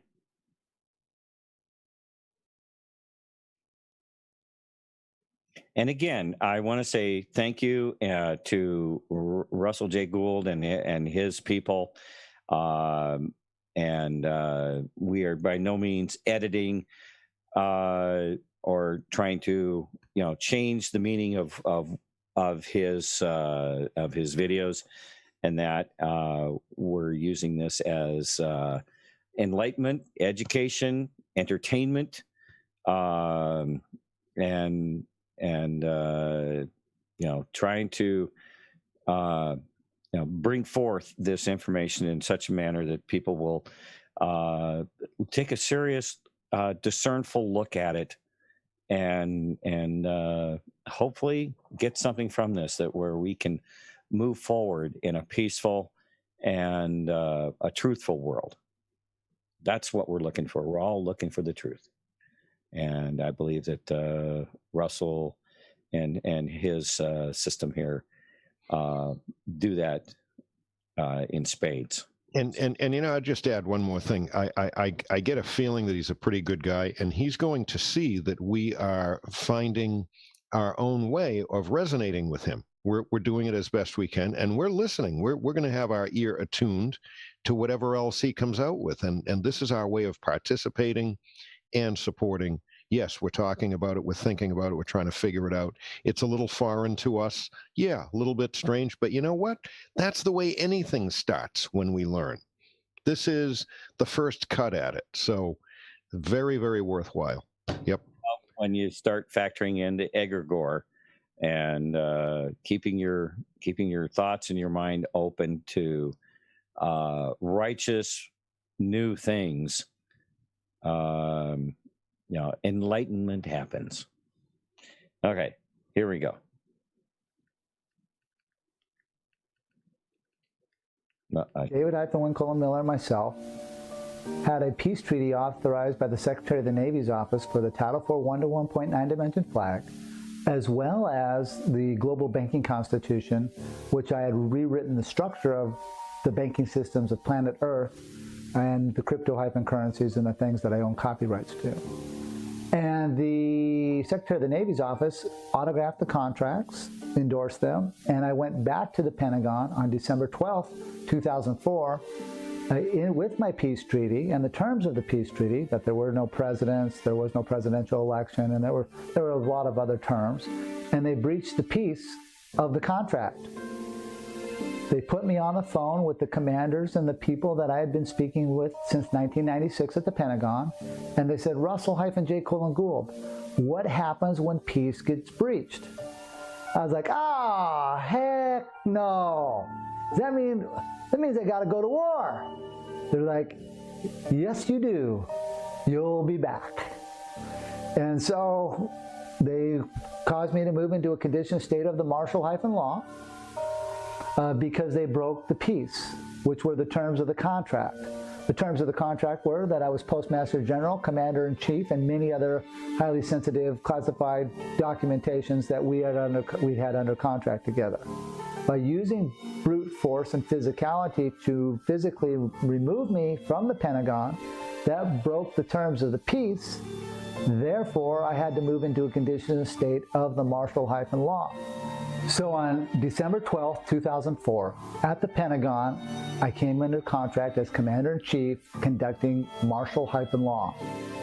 What that meant was I conducted the largest military court-martialing in the history of planet Earth, taking down the World Court at The Hague, as well as the world judicial systems, trying to stop these wars that were falsely being perpetrated upon the great citizens of this country, as well as the citizens of Iraq, Afghanistan, Yemen, and around the world.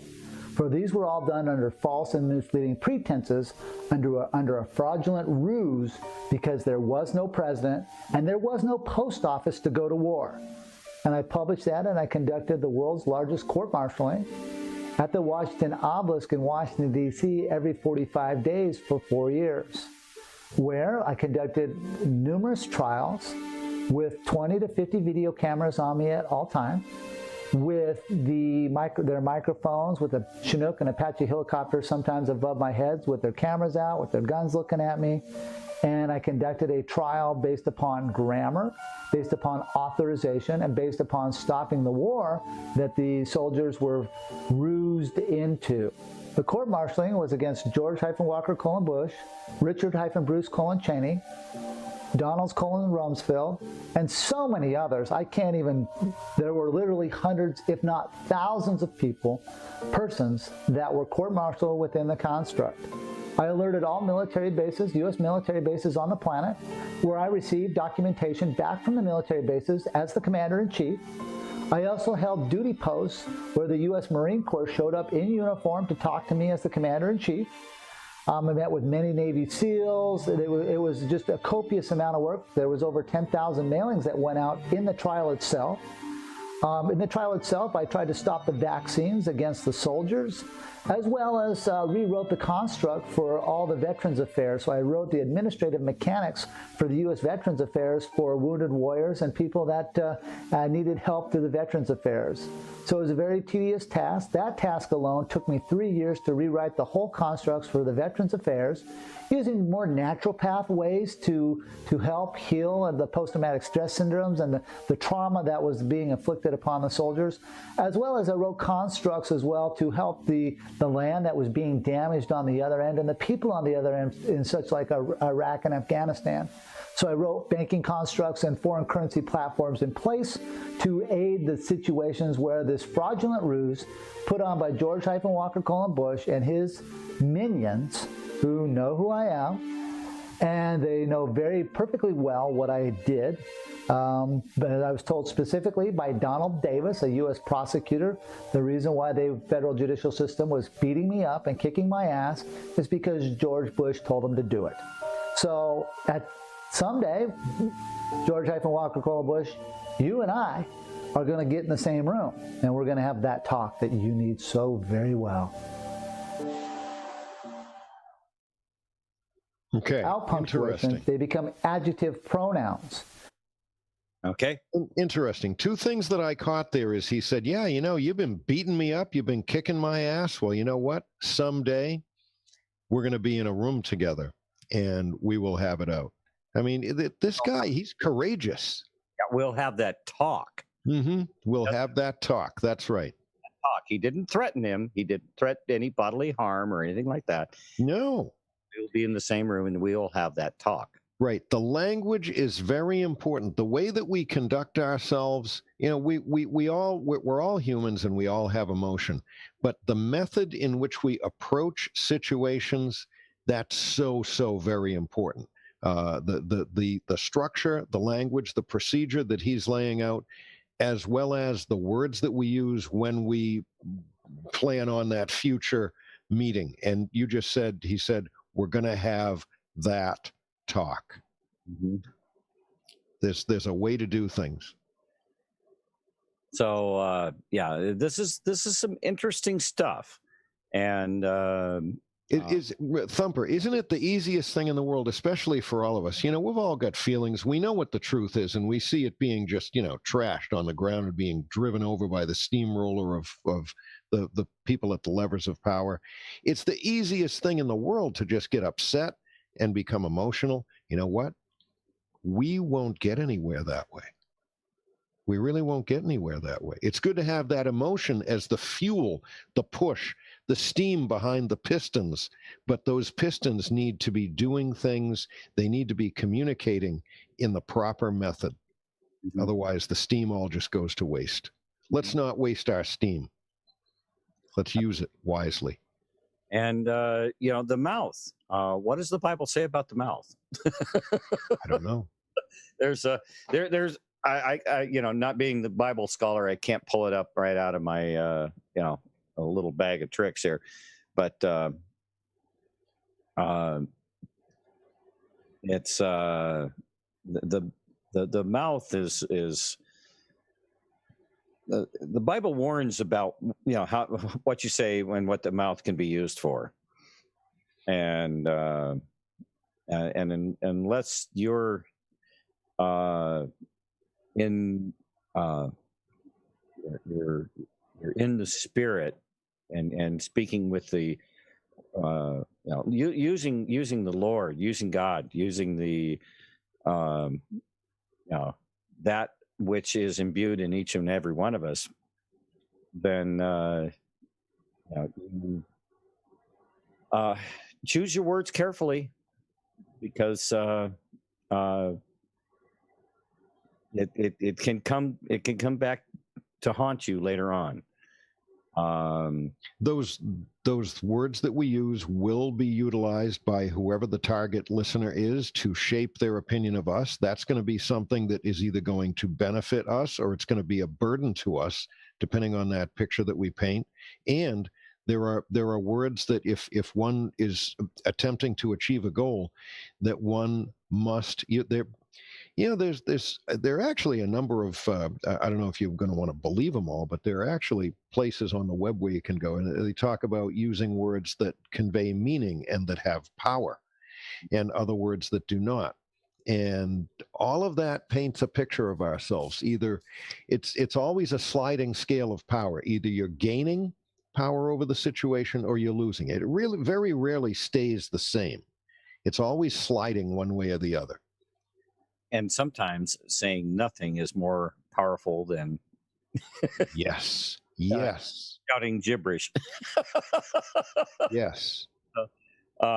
Sit back. We have a lot of work ahead of us, and for recreational armchair reading when you're relaxing, hey, pick up Sun Tzu, The Art of War. That's nice. It's comforting. Have a cup of tea with it. Yeah. That's good too. All right. Really good stuff. There's a lot to learn. That's what I'm feeling. I don't know about anybody else, but I'm feeling like I have a lot to learn about how to communicate and do it effectively. That's something that you learn when you're in customer service and sales.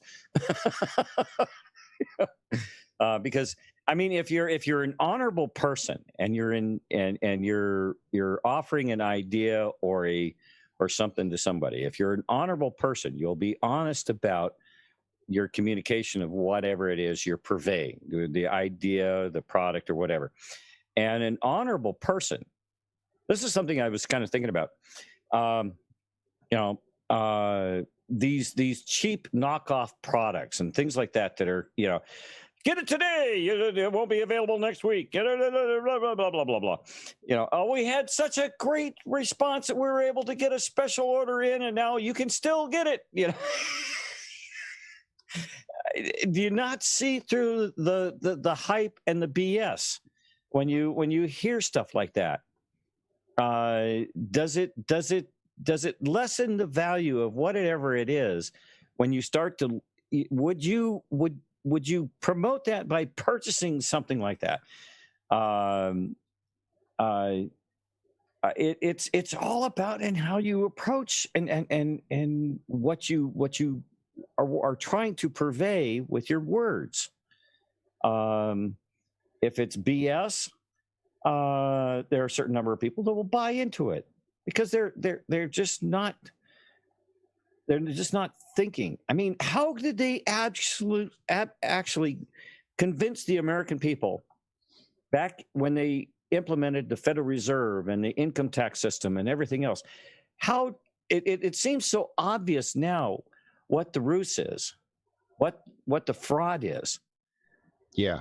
When you explain it to people, how is it that they were able to sell it back then? Whew, boy, you got me thinking. I've got a document for you that we might have time to get to here. We've still got. I'll take a pot shot at it. It's done very subtly. It's done a little bit at a time, and it's done with language where they have one meaning and purpose for the words that they're using, but the meaning that we're receiving is not the intention that they have. We misunderstand it. They definitely don't clue us in. Has anybody heard of the Tavistock Institute? Yes. Okay. I've got a document for us. I ran into it the other day, and it speaks to that point precisely. Let's listen to a little bit more of Jay here. All right, here we go. In the court-martialing itself, I placed their vessel as capital names. So when I say George-Walker-Bush, I have it all in capital letters to identify it as a vessel.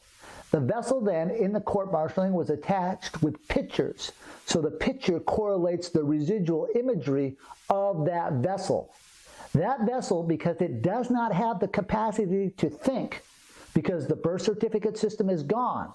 It ended in 1999, so then the vessel does not control or have the capacity to create thought. Thus, I identified the vessel to capture that vessel and bring it to my location. The militaries of the world, because in order to go into the military branch, you first must go get your log registration at the post office first.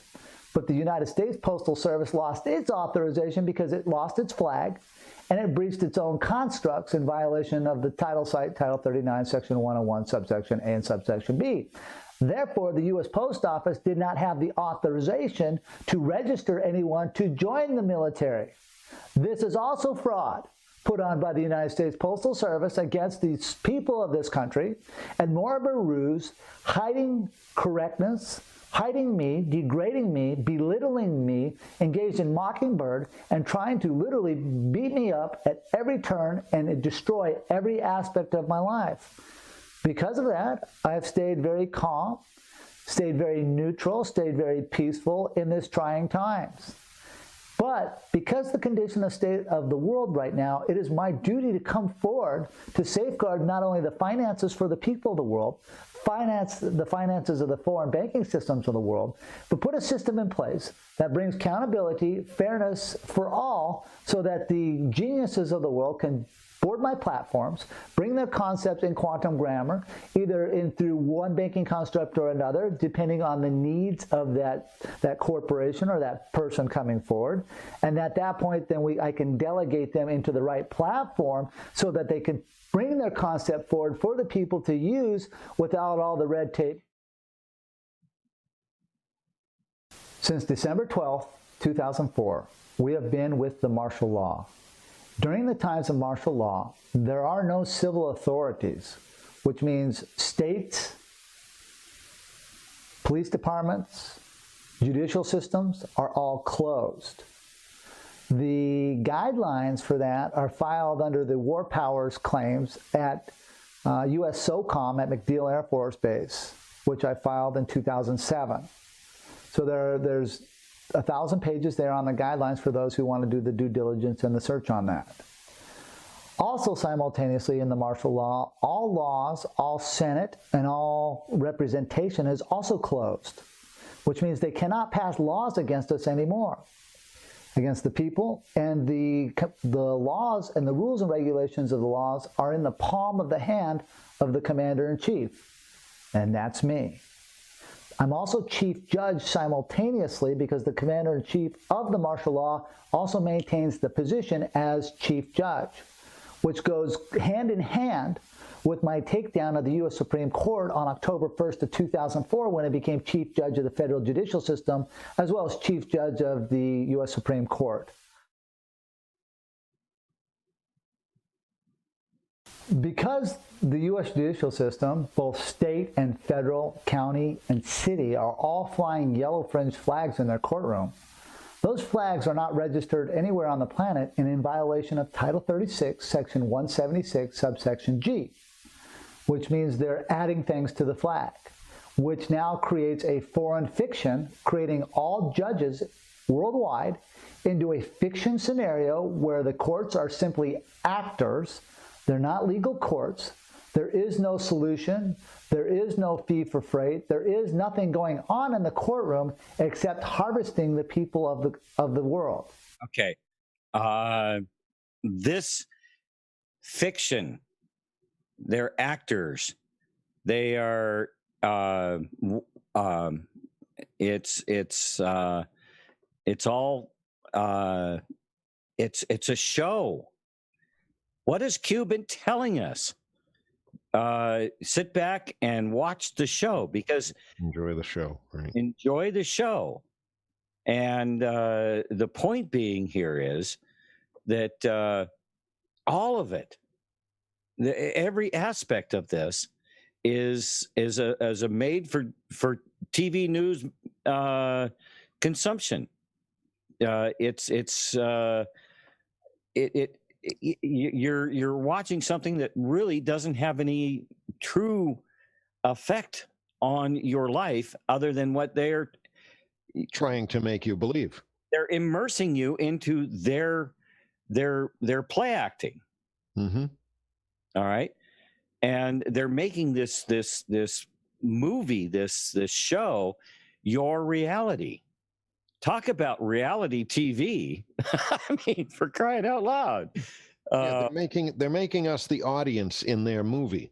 But the thing about it is that if it's a movie and an audience, you can leave when the movie's over. This is like a lifelong movie. People are born and brought up in this. It's like there's no escape.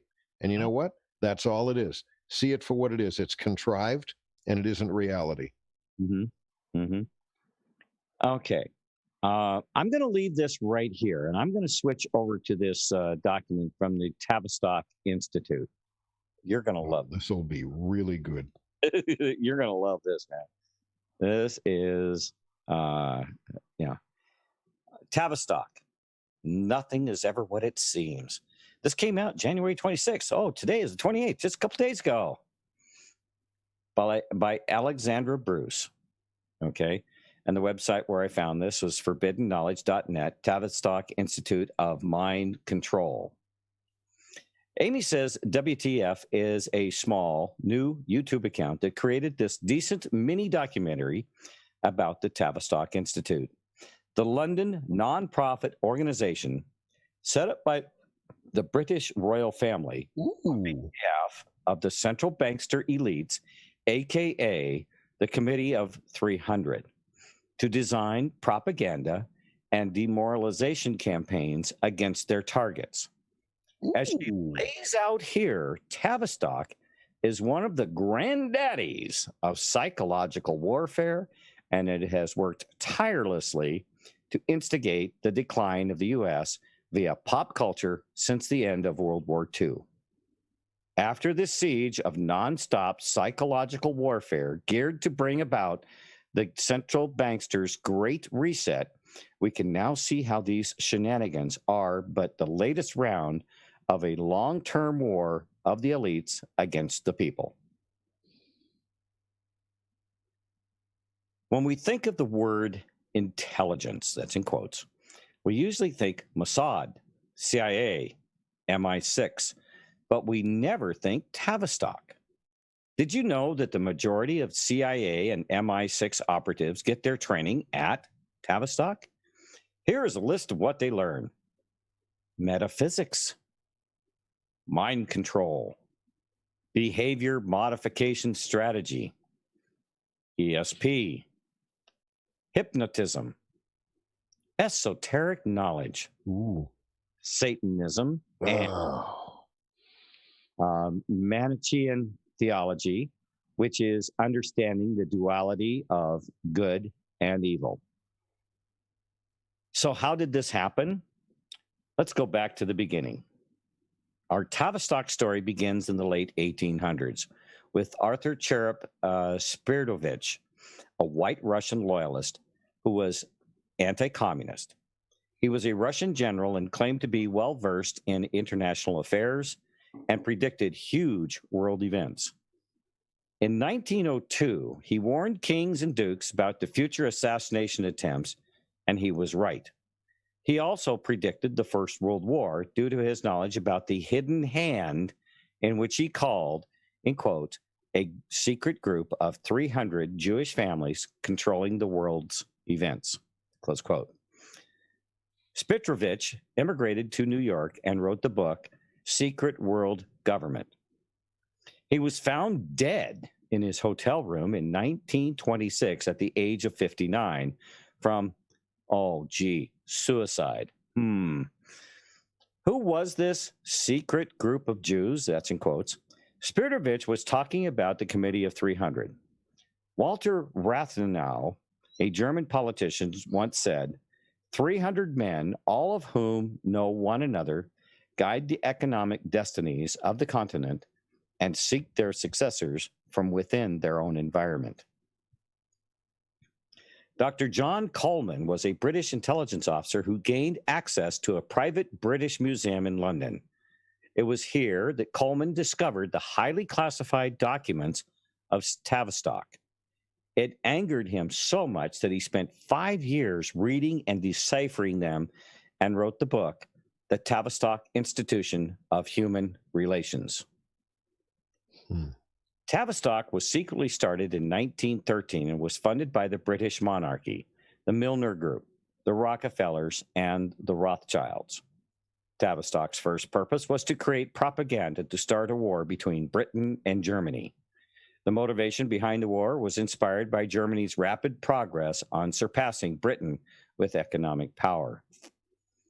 Tavistock's second purpose was to infiltrate America by establishing a centralized bank, removing the gold standard, and the degradation of women and religion. This group's mission was to establish a complete breakdown of America's values to enslave us. Wow. Anything there that doesn't, ring through? Ring through, yeah. All of it. Okay. Every bit of it. Now, check out the next paragraph. To jumpstart the program, they hired Edward Bernays. And we've spoke muchly of Edward Bernays.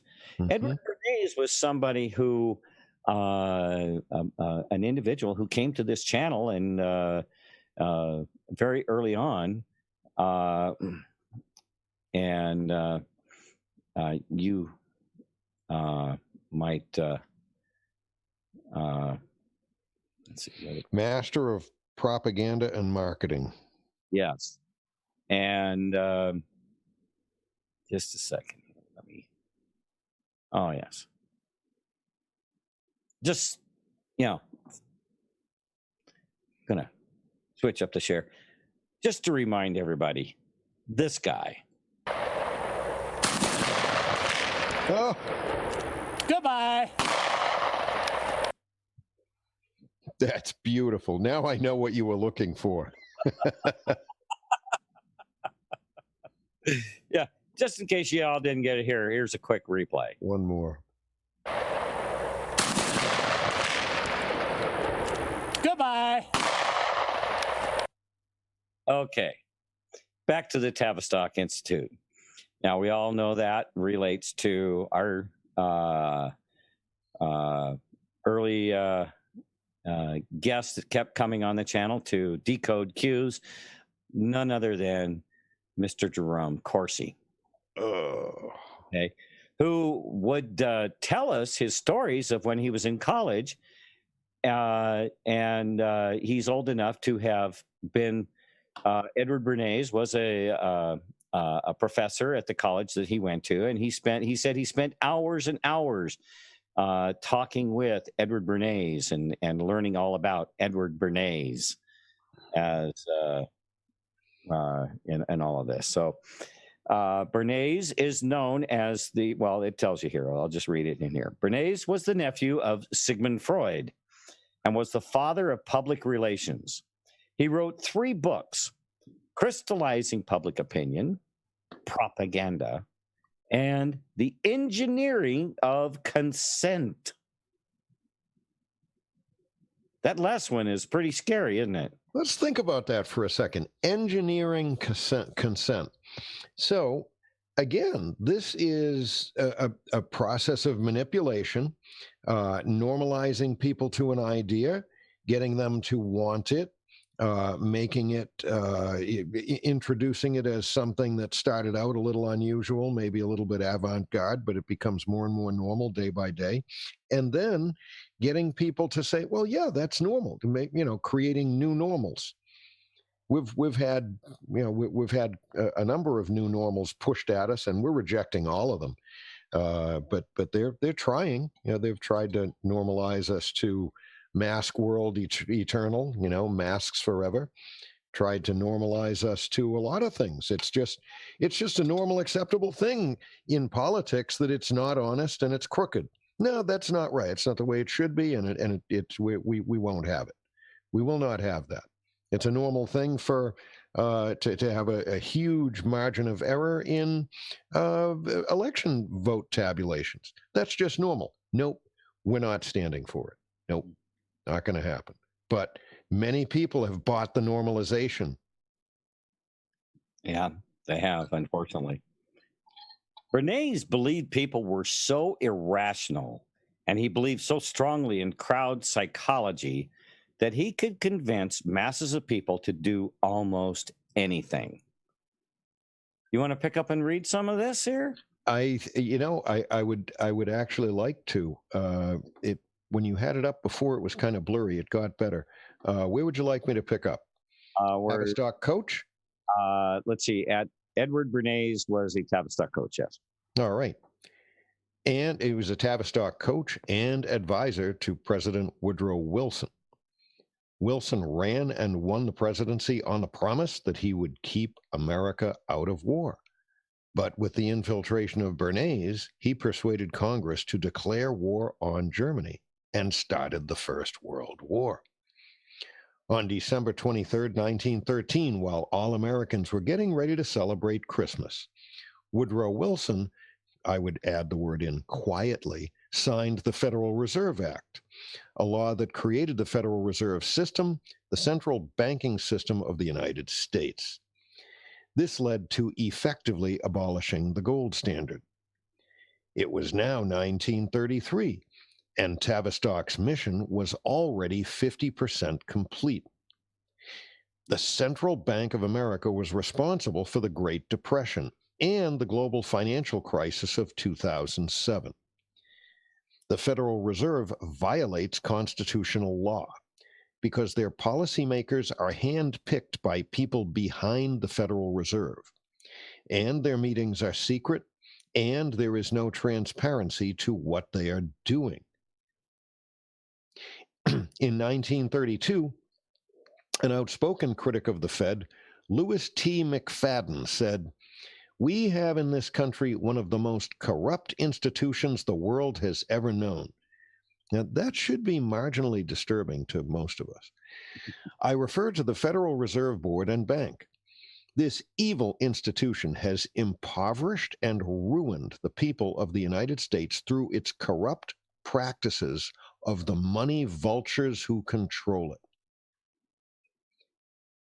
After the wars and the establishment of the central bank, America started to see moral decline, little by little, through what historians called the new morality, or otherwise known as the birth of liberalism. It was President Ronald Reagan that once said, "If fascism ever came to America, it will come in the name of liberalism." Gosh, he said so many great things. Wow. Really did. I have a big, thick book of Ronald Reagan. It's called it's called A Life in Letters. It's all the letters that he wrote. It's they're amazing. I've read some of those. Yeah. Have you? Yeah, I haven't even read through the whole thing yet, by the way, and I've had it for years. In the 20s, known as the Decade of Decadence, we saw the emergence of the flapper. Women were now cursing, joking, smoking, drinking, wearing revealing clothing, and the term loose entered into the zeitgeist.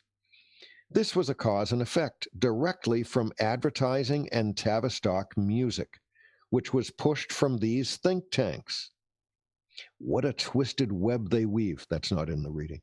And little behind-the-scenes stuff. In the 1930s, homosexuality and lesbianism became rampant, not out of any inner or latent desires, but as a means to shock the old establishment during the Great Depression. During the Great Depression, the nation was numb. G.K. Chesterton, a writer and philosopher, said, "The moral, spiritual, racial, economic, cultural bankruptcy we are in today is not some social phenomenon, but rather the outcome of a carefully planned Tavistock program." Okay, next paragraph. The birth of the Massachusetts Institutes of Technology, the National Institute of Mental Health, the Stanford Research Center, and the Wharton School of Economics were founded by Dr. Kurt Lewin, John Rawlings Rees, and Margaret Mead, arguably the best Tavistock social engineers of all time. So this is MIT, part of the NIH, Stanford, Wharton, founded by people who were Tavistock cum laude graduates, let's say.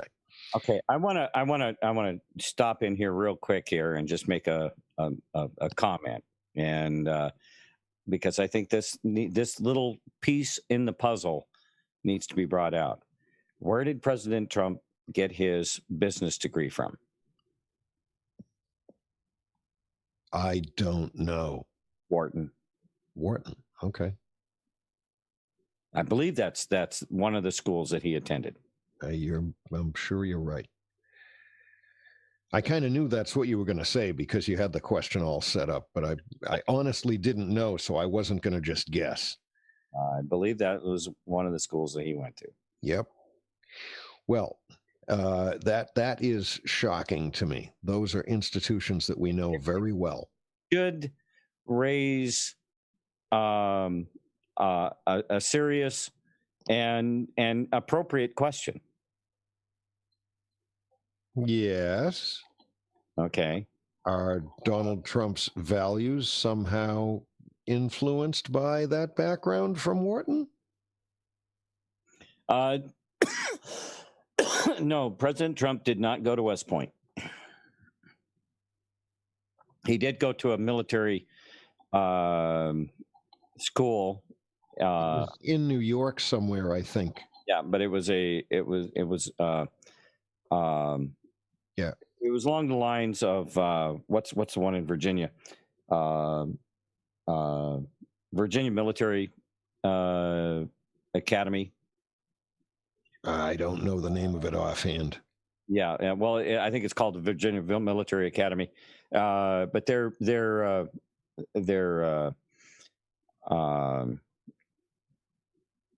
They aren't officially military, but they are run like a military institution.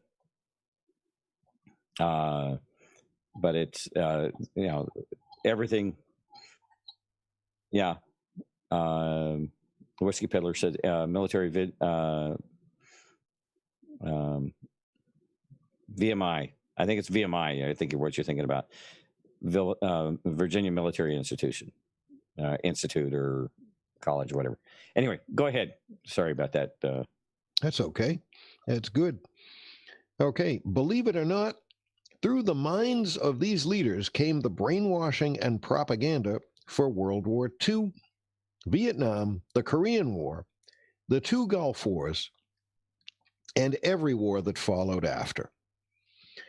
According to Dr. Coleman, the best kept secret and research that came out of Tavistock is the three-system response. Okay. The three-system response is how the population reacts to stress resulting from a contrived situation. Hint, hint, pandemic, a contrived situation is a crisis management exercise for world leaders. During a crisis, the first response is superficiality, which is the condition that manifests when a group reacts to a threat by adopting shallow advertising and slogans, which they attempt to pass off as ideals because the cause of the crisis is not identified. What this does is it leaves the population confused, and this phase can last as long as the controller wants it to. All right? So they'll let that run until people are good and darn confused. Mm-hmm. The second phase, fragmentation, in which panic strikes and social cohesion falls apart. This results in society to break up into small groups, forming different attitudes and beliefs due to media manipulation. That's so, toilet paper yet? Division. Yeah, what'd you say? That's toilet paper yet? Right. Shortage, right. I mean, how does that happen? What happened? All the toilet paper factories burnt down all at once? What? Come on. I know it's flammable, but how many people, sit back and scratch their head because of stupid freaking a toilet paper shortage, no less. Right.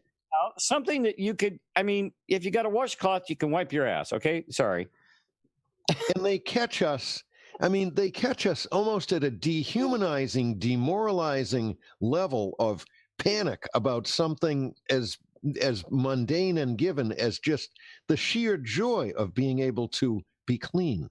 They really hit us hard with that.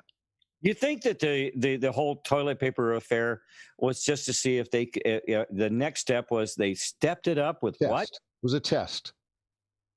And then once we bought that one, we were ready for the COVID. Mm-hmm. Yep. Ready for the vaccine. Ready for masks forever. Mm-hmm. Everyone's going to be wearing a mask unto eternity, right? Right. Oh, wow. Okay. Second phase, fragmentation, panic, social cohesion, breakdown, fragmentation. No one is on the same page. No one is getting the truth. And of course, there are going to be multiple truths out there. People are more confused, more divided. Now they're even going to start arguing with each other. Well, I know the truth. No, I heard this over here. You know the truth. So you see how it goes. We are living right now in what this design of this program, this programmed social manipulation experiment is doing. It's laid right out here.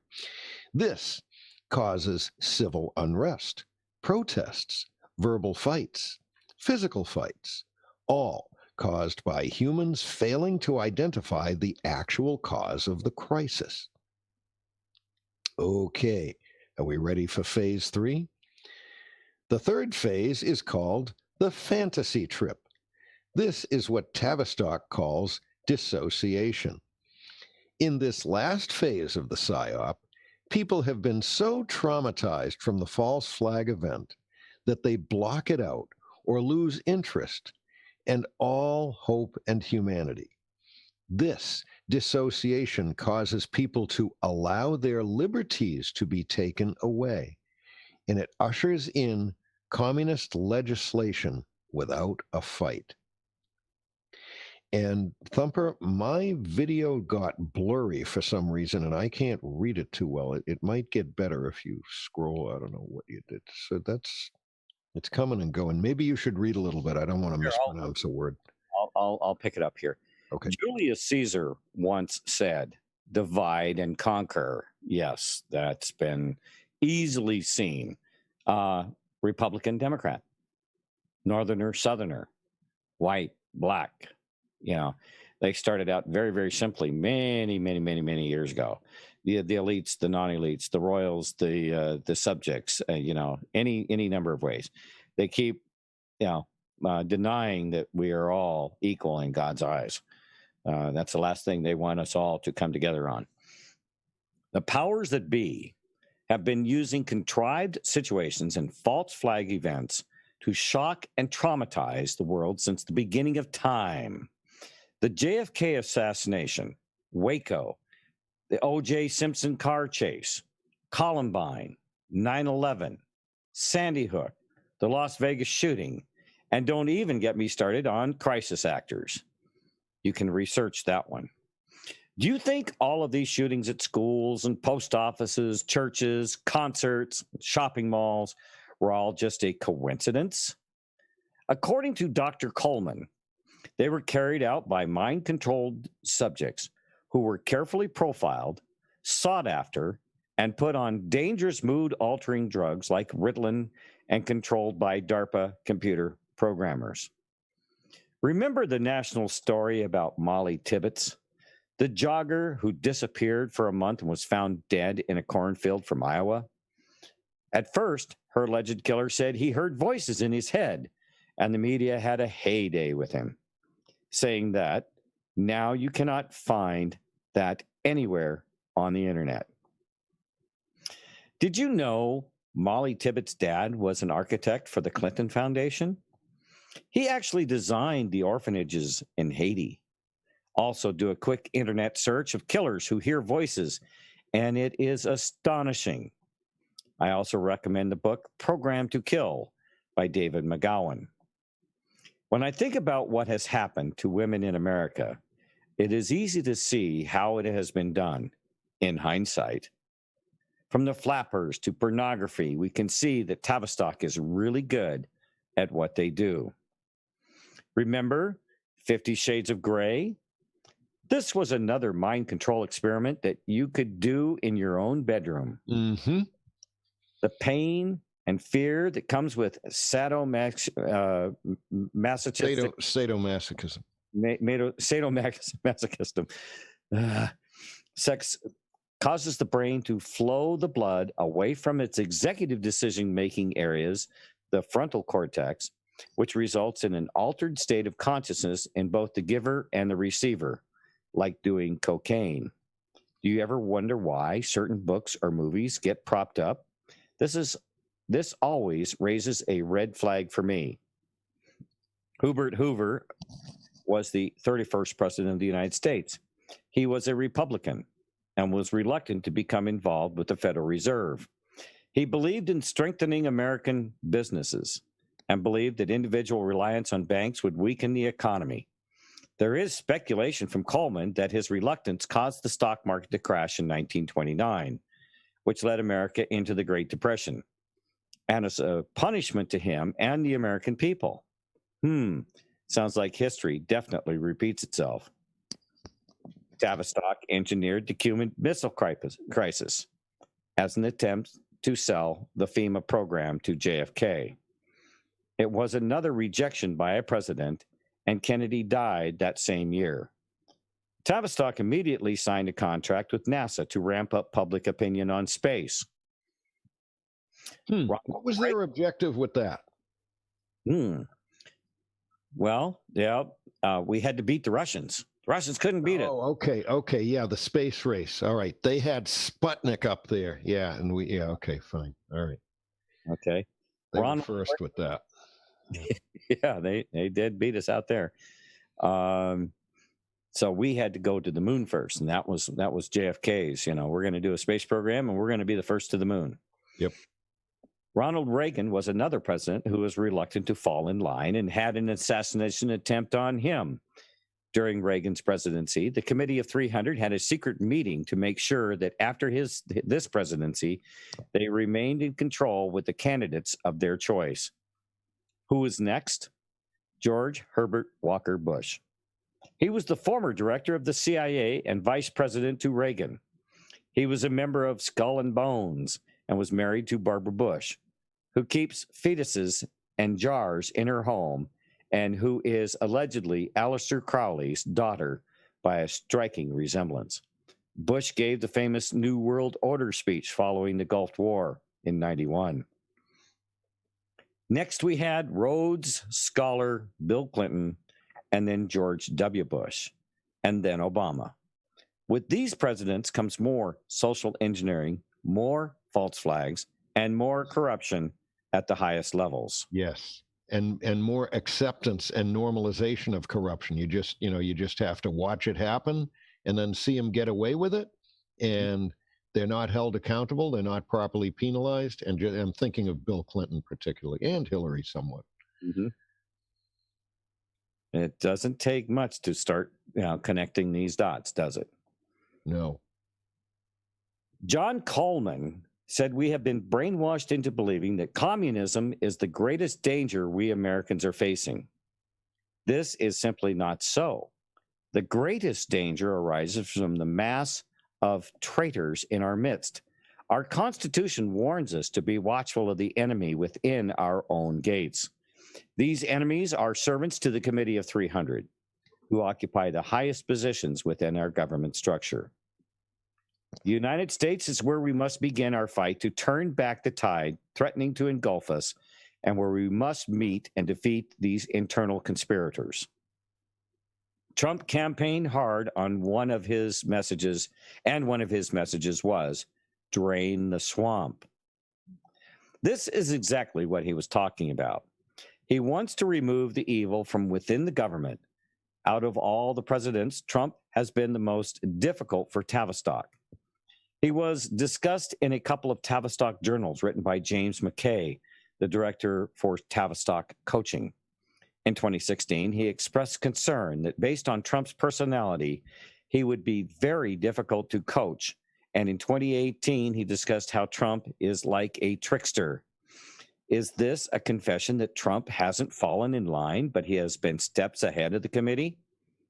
Another modern goal of the Committee of 300 is the emergence of the technotronic era. In the book, Between Two Ages by Brzezinski, he says the technotronic era involves the gradual appearance of a more controlled society. Such a society would be dominated by an elite unrestrained by traditional values. Soon, it will be possible to assert almost continuous surveillance over every citizen and maintain up-to-the-date complete files containing even the most personal information about the citizen. Mm-hmm. These files will be subject to the instantaneous retrieval by the authorities. That's creepy. So, Thumper, it came back into focus on my Zoom screen. I could read a little bit if you want. Sure. You want to take it to the end there? All right. And who is his daughter? Mika Brzezinski, the talk show host on Morning Joe with Joe Scarborough. This is the guy Trump accused of murdering one of his staffers. The book by Brzezinski also discussed future human cloning and robotoids, people who acted like people and who seemed to be people but were not people. There are psyops within psyops, disinformation everywhere. Yes, there is. Corrupt people run amok in our government. This is Tavistock. Today, people are still distracted with what the elite called the bread and circuses, baseball, football, endless Hollywood, and Social Security. Nothing has changed. The program is so good. If you were trying to explain this to somebody, they would think you're crazy. That is how good the programming is. Because after all, if you don't program your mind, If you don't program your mind, someone will program it for you. We could do a whole discussion on that. Yeah. And it makes me think the Tavistock whistleblower, Spiritovich, the man who took his own life at the age of 59, or did he know too much? In 2020, looking back, it seems to me that he knew a lot. I will leave you with that to do your own critical thinking. Until then, stay safe out there and don't stop questioning the world around you.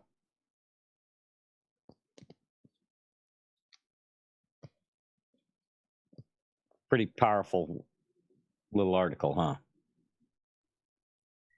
I just have an uplifting thought. The thought is to embrace truth, seek out truth. You'll know it when you find it because it can't be destroyed. Truth stands on its own. It's usually pretty simple, sometimes elegantly simple. And when you've got a bunch of puzzle pieces on the table, like we've had for a period of years, putting the pieces together, when they start to fit, you know when they fit. Embrace the truth, cling to the truth, spread it around a little bit at a time, and the box of knowledge has been opened for us, and in my opinion, it can't be stopped. Mm-hmm. We need to grow our numbers, and in the end, I think we're going to prevail. I really do. Simplicity is elegance from Galactic Shaman. Yes. Yeah, I agree. Amazing stuff here, that's for sure. Shall we catch a couple more minutes from Russell here? He would be good. Yeah. Yes. Let's go in and I'm interested to see what comes up next, because there's this uncanny thing that seems to happen. All these things seem to kind of coalesce. Intuition, Thumper. You're connected to the greater conscious intelligence. Most of us are, and we kind of don't know it, but we actually are. All right, here we go. Became knowledgeable and got my first judgeship in April of 2001 as a federal judge out of Casper, Wyoming. I became Chief Judge of the U.S. Supreme Court on October 1st, 2004, where the U.S. Supreme Court police joined with my contract. We got it logged in at the clerk's office, and I became Chief Judge of the United States. The importance of relevance of this is, at a later date that year, I ended up conducting a court-martialing, and because I was Chief Judge, I could move into a position as Commander-in-Chief for the martial law because I already had my credentialing, not only as Postmaster General with my filing in 1999, but my filing in 2000 with the Post Office, but also my filing with the U.S. Supreme Court as Chief Judge. This gave me the credentials, and this is why they had to allow the court-martial to happen, and it happened every 45 days in Washington, D.C. at the mall. The value of the flag, the Title IV flag, is if you comprehend and study the law of the flag. Those who know this, I am the bearer and ship owner of that flag. So the federal contractors have to come through me in order to move their cargo or their concepts from country to country, port to port. And there are specific terms built within the quantum banking system that put in the tariffs and the policies and the taxation for fee for freight for the federal contractors to join that flag. As the Postmaster General, I tied in through the law of the flag the capacity to allow tariffs, fees, and freights for cargoes to be used for federal contractors. Simultaneously, I also blocked former contractors of the flag's capacity to negotiate contract from one country or one person or one entity to another. So what this meant is that the collecting taxes by the federal contractors and the federal post office, they were trespassing and stealing my rights and my jurisdiction to trick the businessmen of the world, to trick the business corporations of the world to think that they had a position to create customs policies and tariffs to move cargo from point A to point B, as well as negotiate treaty from one country to another. This was a ruse upon the American corporations, business corporations, as well as the world business corporations and the American businessmen and the world businessmen of the world. I'm coming forward now to share that I am open for business and that they can come to me to be correct so that they can do business in a fair way from country to country, nation to nation, in a grammar construct, so that the attorneys can't argue about subjective intent. What words mean. Words will mean what they say and say what they mean in a now space condition to create performance forever.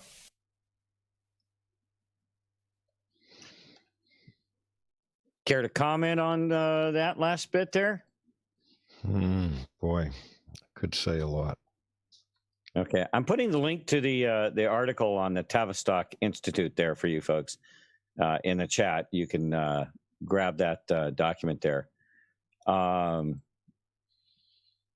The one thing I want to bring up, okay, when you go back and you look at our the founding documents for the country, one of the things that was so important to the country back then was the referred to as the postal roads. Okay, there was a tremendous amount of importance given to the postal roads, and there was actually money in the federal budget or in the government's budget to create postal roads and a postal system, because again, the whole idea of commerce and communication and travel is, I mean, we have a Navy to keep the sea lanes open for commerce, right? We also have a system for that on land to keep our means of communication, whether it be the internet, the telephone, the telegraph, the postal roads, the postal service.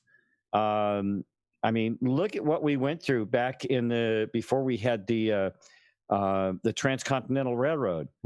Yeah, exactly. The Pony Express, where we went through incredible incredible effort to have that communication. Yes, so the communication was available, and they were utilizing the most opportune and as efficient a system that they had in the day. All right, and it's amazing when you look back and we, it's why is it that I can't get a letter from the courthouse downtown or the utility company here in town? Why does it take a week for it to get here when all it has to do is cross town? Okay. Mm-hmm. Mm-hmm. And you look at the United States Postal Service, and I'll tell you what, fraud by mail, ooh, they slam you down if you're using the Postal Service in a fraudulent manner, don't they? Yep. Okay. Mail fraud is they really slap you around for that stuff. Why is that? And how often could we actually could we use that against some of these NGOs, non-governmental organizations that are registered as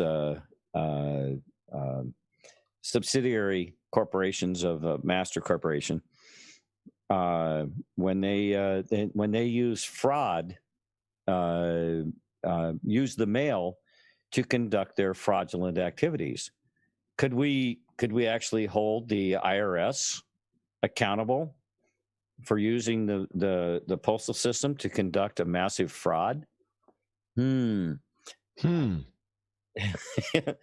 the guy think, huh? That would be a lofty offense, wouldn't it? Mm-hmm.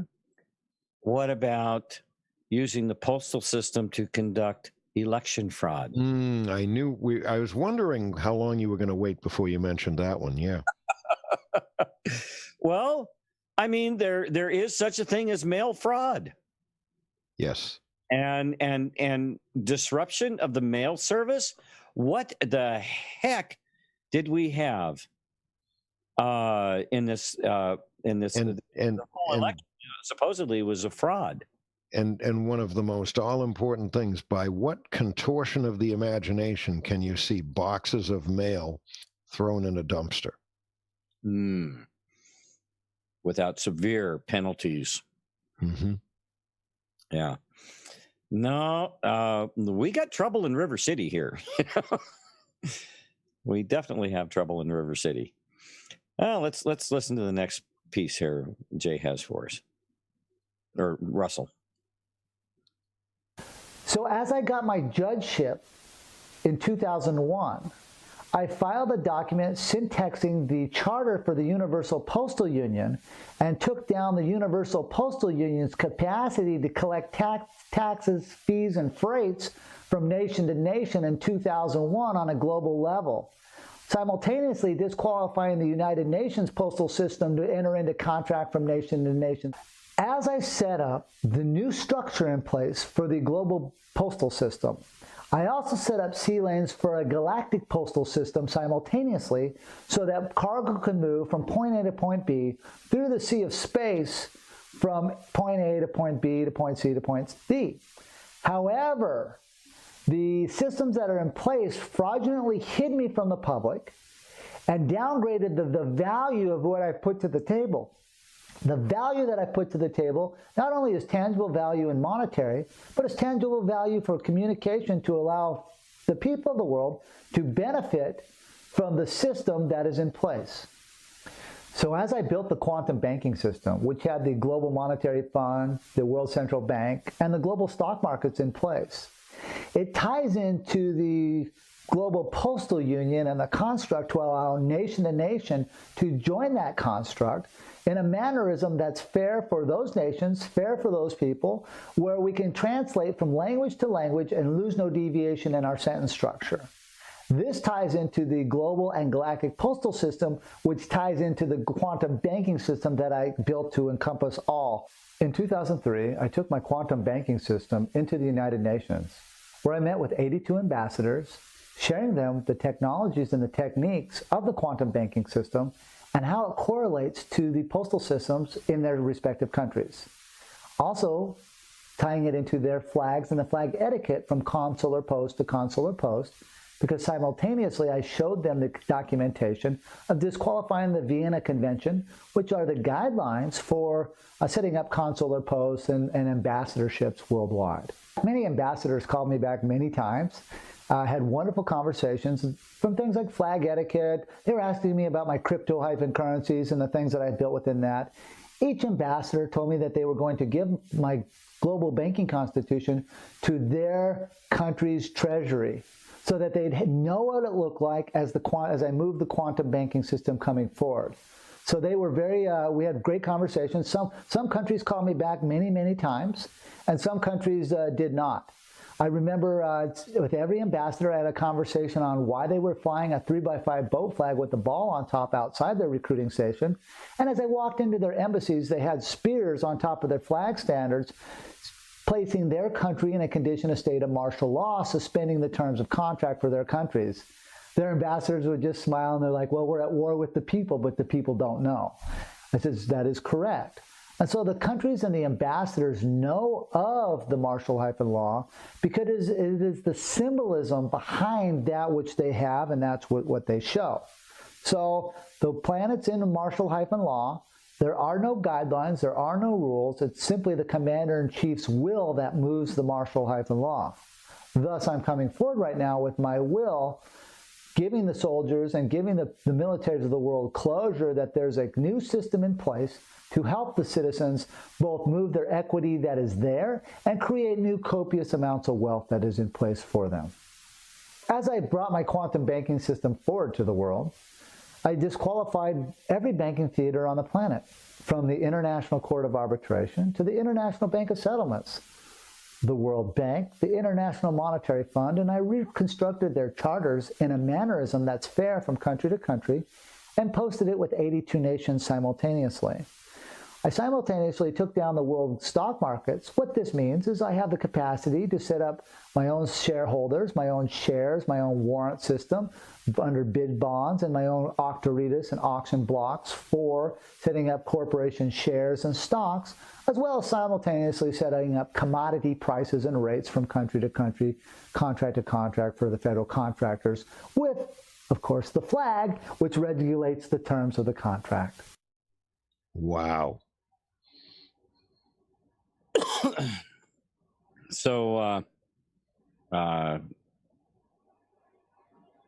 surprising, huh? Unbelievable. But believable. It's it's. Does this give anybody the idea that there are powers that you have? You know, sometimes we feel helpless. We just have to sit and watch. There are powers that we have that we are not using, and we can. The only thing stopping us from it is the decision that we can, and a little bit of knowledge about how to do it, how to go about it. Yeah, you know, again, you know, when you look down throughout history, and you look at how, you know, as societies progressed from hunter-gatherers to agricultural, you know, and as our society has modernized throughout the centuries, the millennia, actually, you know, people had to work out ways in terms of, you know, how to, you know, this village working with this village, this tribe working with this tribe, you know, and they worked out equitable things, or else, you know, things, you know, resulted in, you know, war and famine, and you know, it didn't work out well for people. So the best result was to, you know, learn to work together and come up with a system that both parties felt fair. They didn't have to sit down, you know, the two tribes in South America didn't have to sit down and work it out on paper. They just knew what was fair for each tribe, what each tribe needed, and you know, and you know, if they wanted to get along, they respected each other's traditions and rituals to some extent, and they worked it out. And as time passed, these things became symbolic in many ways, because it had worked in the past and it just kept moving forward. And then at some point, you know, they were able to figure out that there's power in the knowledge of how these things work. And those that seek to gain power and control started using, you know, these things, and they would keep it to themselves. They wouldn't. The rest of the tribe just relied on a certain number of people to carry out these negotiations or these trades and things like that.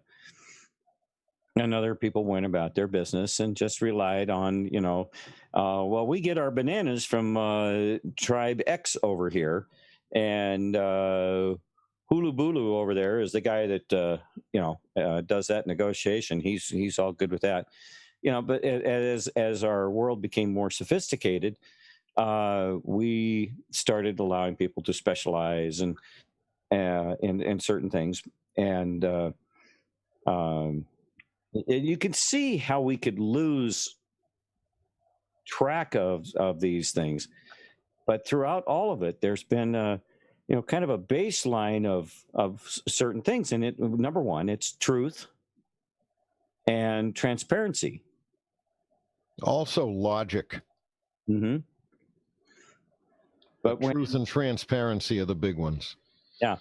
But when Ulu Bulu over here figured out that, you know, nobody really understood what he did, and you know, he was making a pretty good deal at it, so he started making side deals. Yep, right. And and he instead of being in service to his people, to his tribe, now he started working in service to himself. He became selfish and motivated by wealth and or power, or both. And so it really boils down to the individual. It boils down to each one of us, no matter whether or not we're in the light of day or in the shadow of the roof of our own houses, in the privacy of our own houses. We don't need to be scared, Thumper. We don't need to be scared. This is it may be a little unfamiliar, but this is really one of the least scary things, areas that we could start to grow our aptitude in, because it's empowering. It helps us. You know what to really be scared of? Sitting and not doing anything, sitting and being helpless, sitting and taking what is spoon-fed to us and not questioning. That's what's really scary. Mm-hmm. But you know what your first inclination might be, right? Oh, no, I got to go into the unknown. No. The unknown is not as bad as a whole lot of what we know already. Wouldn't you agree? Absolutely. So, what a discussion. We are 4 minutes from the top of the hour, which will mark the conclusion of tonight's show. And just a quick wrap up here. Was it worth staying up late, you guys? I hope so, because I think we covered a lot of really very interesting ground tonight. Yep. So thanks for that, Ronnie. I really appreciate that visual. Jeez.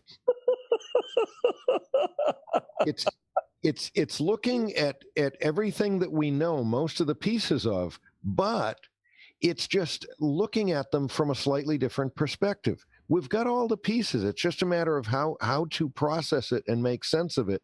And even better, knowledge of what the adversary or those who are at the levers of control and power would naturally do if they were. And put yourself in their shoes. What would they do? They'd be doing everything that we see them doing to us. Why wouldn't they? Nobody's stopping them, right? We're not built like they are. I think that they're just, we're talking about sociopathic, psychopathic, megalomaniac type people. We just aren't built like that. We're good people. We have a genuine love for our fellow human, especially children. Above all, children. For goodness sakes, that's it.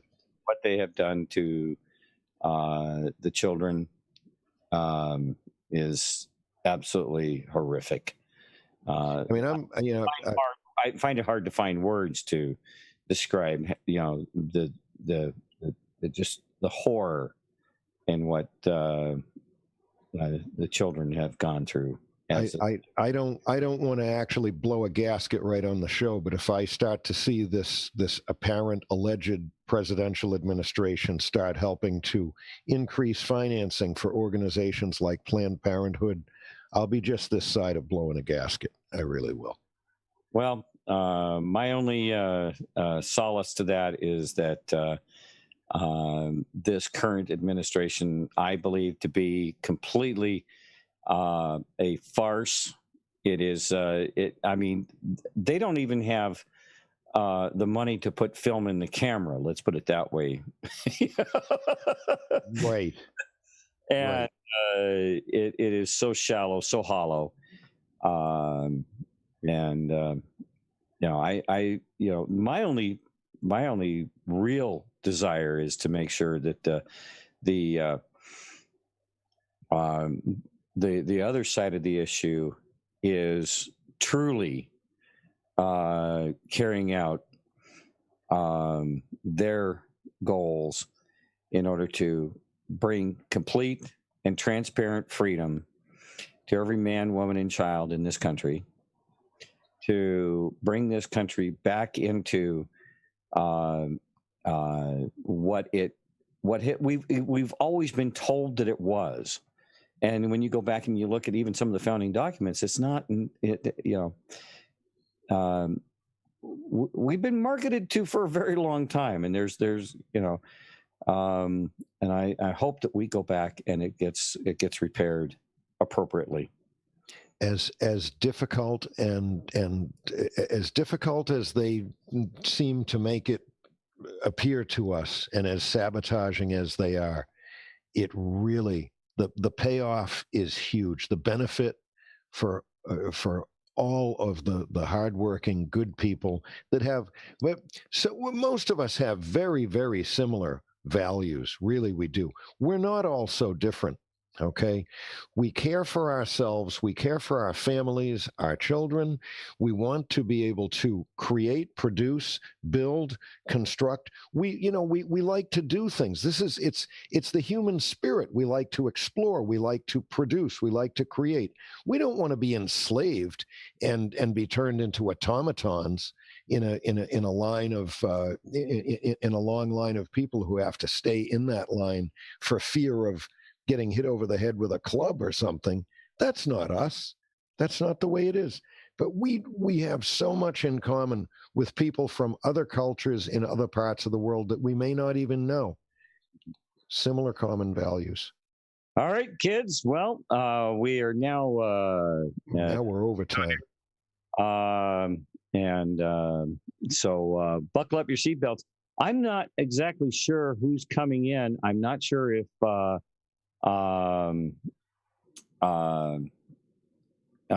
Rooster's going to be here because he's in a class or something like that.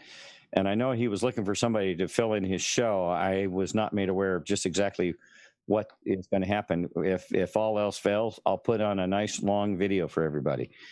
But if I try to stay up and do his show, I'm going to be dead.